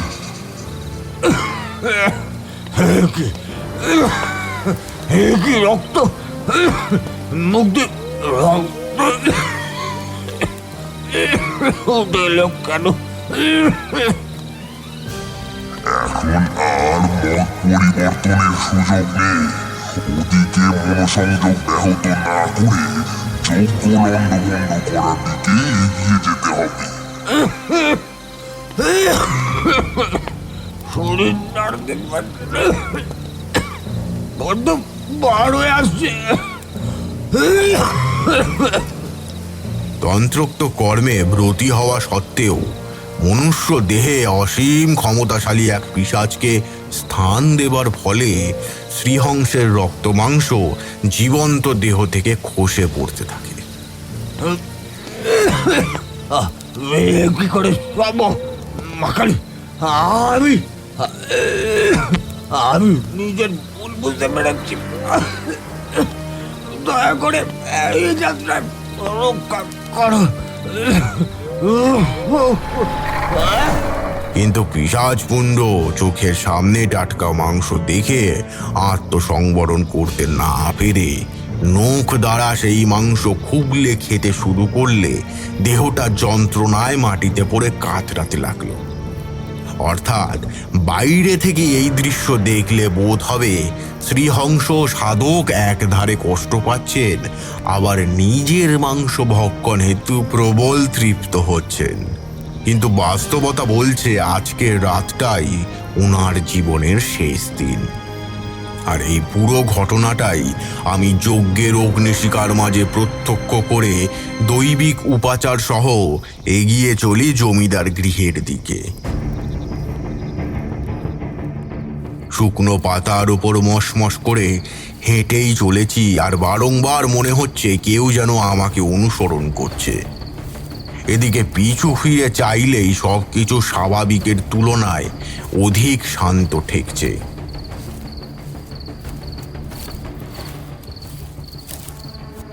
সদর দরজার উপরে সেই শ্রীগাল মূর্তি রয়েছে সর্বপ্রথম। ওর মনির ক্ষমতা নিষ্ক্রিয় করা প্রয়োজন। যেমন ভাবা তেমন কাজ। পথমধ্যে মন্দিরের বেড়া থেকে যেই লাল কাপড় প্রাপ্ত হয়েছিলাম তা দিয়েই মূর্তির চোখে বাঁধন দিয়ে নিচে নেমে আসি। ঠাকুরমশাই, আপনার কথা মতো কর্তাকে নিয়ে এসেছি।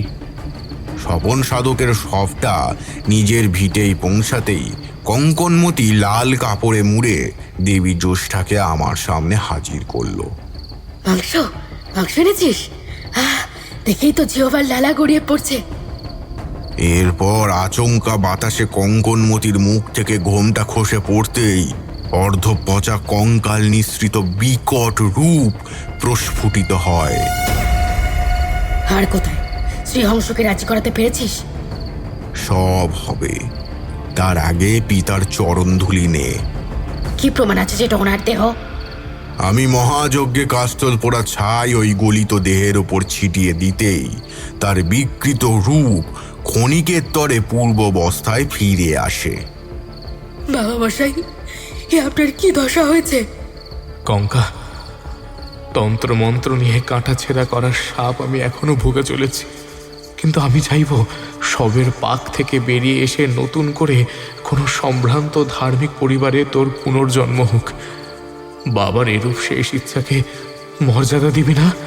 হ্যাঁ, কিন্তু আমি যে মুক্ত হতে চাই না। এই অট্টালিকার প্রতি আমার মায়া পড়ে গিয়েছে। পিশাচপুণ্ড চিরতরে ধ্বংস হয়ে গেলেও এখানে থাকতে মন সায় দেবে? তোর মুখে যেন ওই নাম উচ্চারিত হতে না শুনি, তার কোনো অন্ত নেই। সে অমর। তারানাথ, তোর মন্ত্রোচ্চারণের পাক শুরু কর। আমি লড়াইয়ের জন্য প্রস্তুত। প্রেতলোকের পেচকতন্ত্রকে আহ্বান জানিয়ে এই তান্ত্রিককে পরাজিত করো। পিশাচপুণ্ড শ্রীহংস মহাশয়ের শরীর অধিকার করে লড়াই করতে তৎপর হলে কঙ্কনমতি হারের প্রত্যাশায় সেদিকে ছুটে যায়। ওই হার দেবীর কাছে ফিরে গিয়েছে। না, আমার এতদিনকার অপেক্ষা ব্যর্থ হতে পারে না। জ্যেষ্ঠা দেবী, আপনি আমায় কথা দিয়েছিলেন আমি যা চাইবো তাই প্রদান করবেন। অথচ এতগুলো বছর ধরে আমি আপনার কাছ থেকে কিচ্ছু চাইনি। দয়া করে শুধু একবার ওই হারটা আমার হাতে তুলে দিন। ও যে কিছুক্ষণ পূর্বেই ছাই হয়ে গিয়েছে। তাহলে আপনাকে পুজো করে কি লাভ? দাঁড়া বলছি, ওই পাপ করিস না। ক্রোধের বশে হিতাহিত জ্ঞান হারিয়ে কঙ্কনমতি নিজেই জ্যোষ্ঠার বিগ্রহ আছাড় মেরে দ্বিখণ্ডিত করে ফেললে তার থেকে উত্তপ্ত ভর বাতাস নির্গত হয়ে দেবী অপর কোনো শিকারের সন্ধানে বের হন। শেষ মুহূর্তে এসে সবকিছু কেমন যেন লন্ডভন্ড হয়ে যাচ্ছে।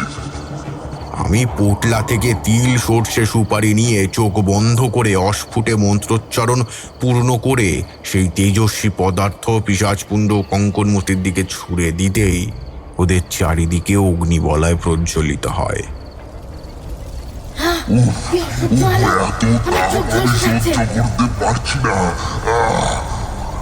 এরই মাঝে অতি কষ্টে তারা দুজন নিজ বিদ্যার গুণে বেশ কিছু অস্ত্র আহ্বানে সার্থক হলেও আমার পাল্টা প্রহারে সেসব তীর ব্যাহত হয়। আমি সমস্ত অপরাধ স্বীকার করছি, শুধু দয়া করে আমাকে বশীভূত করবেন না। আমি ইহলোকে সহ ক্ষমতা সহকারে বাঁচতে চাই। অনেক দেরি হয়ে গিয়েছে।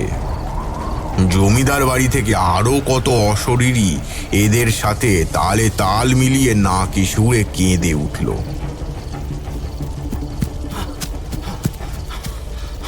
ঠাকুরমশাই একবার পেছন ফিরে যান, পেছন ফিরে। এদের যে কিছুতেই পূর্বত্ব স্থানে ফিরিয়ে নেওয়া যাচ্ছে না ঠাকুরমশাই, ফিরিয়ে নেওয়া যাচ্ছে না। কাঁতকালির থান ছেড়ে দুই পাঁঠা জমিদার বাড়ির মন্দিরের পার্শ্ববর্তী যুপকাষ্ঠের সম্মুখে হাজির হলে কালীচরণ আমার নির্দেশে খড়গ তুলে এক কোপে তাদের মুণ্ডচ্ছেদ ঘটানোর পাশাপাশি ওখানে উপস্থিত সমস্ত অশরীরী কালো ধোঁয়ার রূপ ধারণ করে বাতাসে মিলিয়ে যেতে থাকে এবং আমিও তড়িঘড়ি করে পানপাত্র আগলে সেই রক্ত সঞ্চয়পূর্বক দেবীর তৃষ্ণা নিবারণের উৎসর্গ করি। পরিবর্তে কাঁথের স্থানে পদার্পণ করতেই লক্ষ্য করেছিলাম অলৌকিকভাবে ওই থানে বলি না হলেও পূজার ভূমি রক্তের বর্ণে সিক্ত রয়েছে। জয় মা, জয় মা, জয় মা, জয় মা, ও জয় মা। তুই যাকে স্বপ্নাদেশ দিয়ে কাঁথে তোর মূর্তি স্থাপন করিয়েছিস সেইখানেই পশু বলি দ্বারা তুষ্ট হ। এই মন্দিরে এটাই তোর শেষ পূজা বলেই ধরে নিলাম।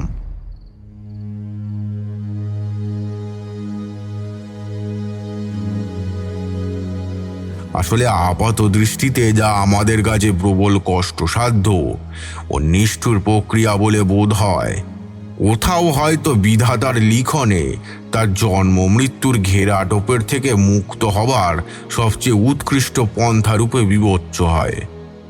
তাই শেষ অনুরোধ জানিয়ে নির্দিষ্ট ক্ষণ উত্তীর্ণ হবার পর মঙ্গল ঘট নাড়া দিতেই বিগ্রহ স্বয়ং ধরিত্রী ভেদ করে তার অতলে সমাহিত হতে থাকে। ঠাকুরমশাই, এসব কি হচ্ছে? সবকিছু পাতালে প্রবেশ করলে আমরা কার পূজা অর্চনা করব? কালীচরণ, অনেক কাল তো হলো, এবার ডাকাতি ছেড়ে দাও আর তোমার সঙ্গী সাথীদেরও সৎ পথে থেকে পৃথক অন্ন যোগানের মাধ্যম খুঁজে নিতে দাও।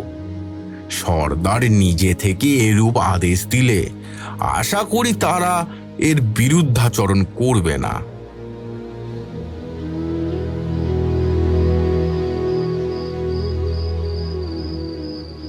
পরবর্তীতে খোঁজ নিয়ে জেনেছিলাম ওই স্থানে আর কখনো বলি নিয়ে এরূপ বিভ্রান্তির সৃষ্টি হয়নি এবং দেবীও তার ভক্তদের সকল বাধা বিপত্তি থেকে যথাসম্ভব আগলে রেখেছেন।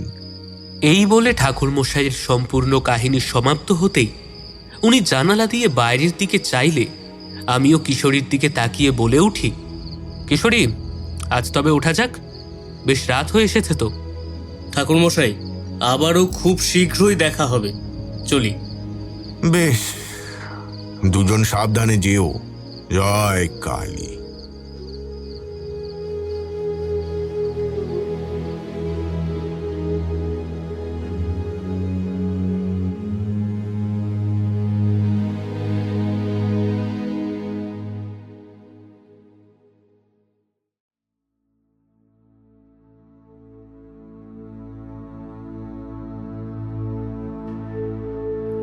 শুনছিলেন মৌমিতাদের কলমে তারানাথ তান্ত্রিকের গল্প ডাকাতিয়া কাঁতকালি। আজকের গল্প পাঠে ও বিভূতির চরিত্রে ছিলাম আমি শুভম, কিশোরী রুদ্র, চারি পিয়ালি, মাঝি প্রিয়ম, স্বপন সৌমিক, কঙ্কনমতি বর্ণালী, পিশাচ দিগন্ত, কালী মধুরা, শ্রীহংস বুবাই, কালীচরণ রাজ, বেয়ারা রাজদীপ, জ্যেষ্ঠা তৃষা, বেয়ারার কোরাস রাজদীপ প্রিয়ম, ডাকাতরা রাজ এবং শুভম এবং তারানাথ তান্ত্রিকের ভূমিকায় শুভঙ্কর গোস্বামী। চিত্রনাট্য রচনায় তুহিন, ধ্বনি পরিকল্পনা এবং আবহ শুভম রায়চৌধুরী। প্রচার অলঙ্করণেও শুভম। প্রচার অলঙ্করণের অ্যানিমেশনে Rupam. Recording studio Radha Gobinda records. সমগ্র পরিকল্পনা এবং পরিচালনায় নিত্যানন্দ চক্রবর্তী। প্রতি শনিবার নতুন নতুন গল্প শুনতে থাকুন ঠিক রাত 11টায় রাতের বৈঠকখানায় এবং নতুন গল্পের জন্য সাবস্ক্রাইব করুন।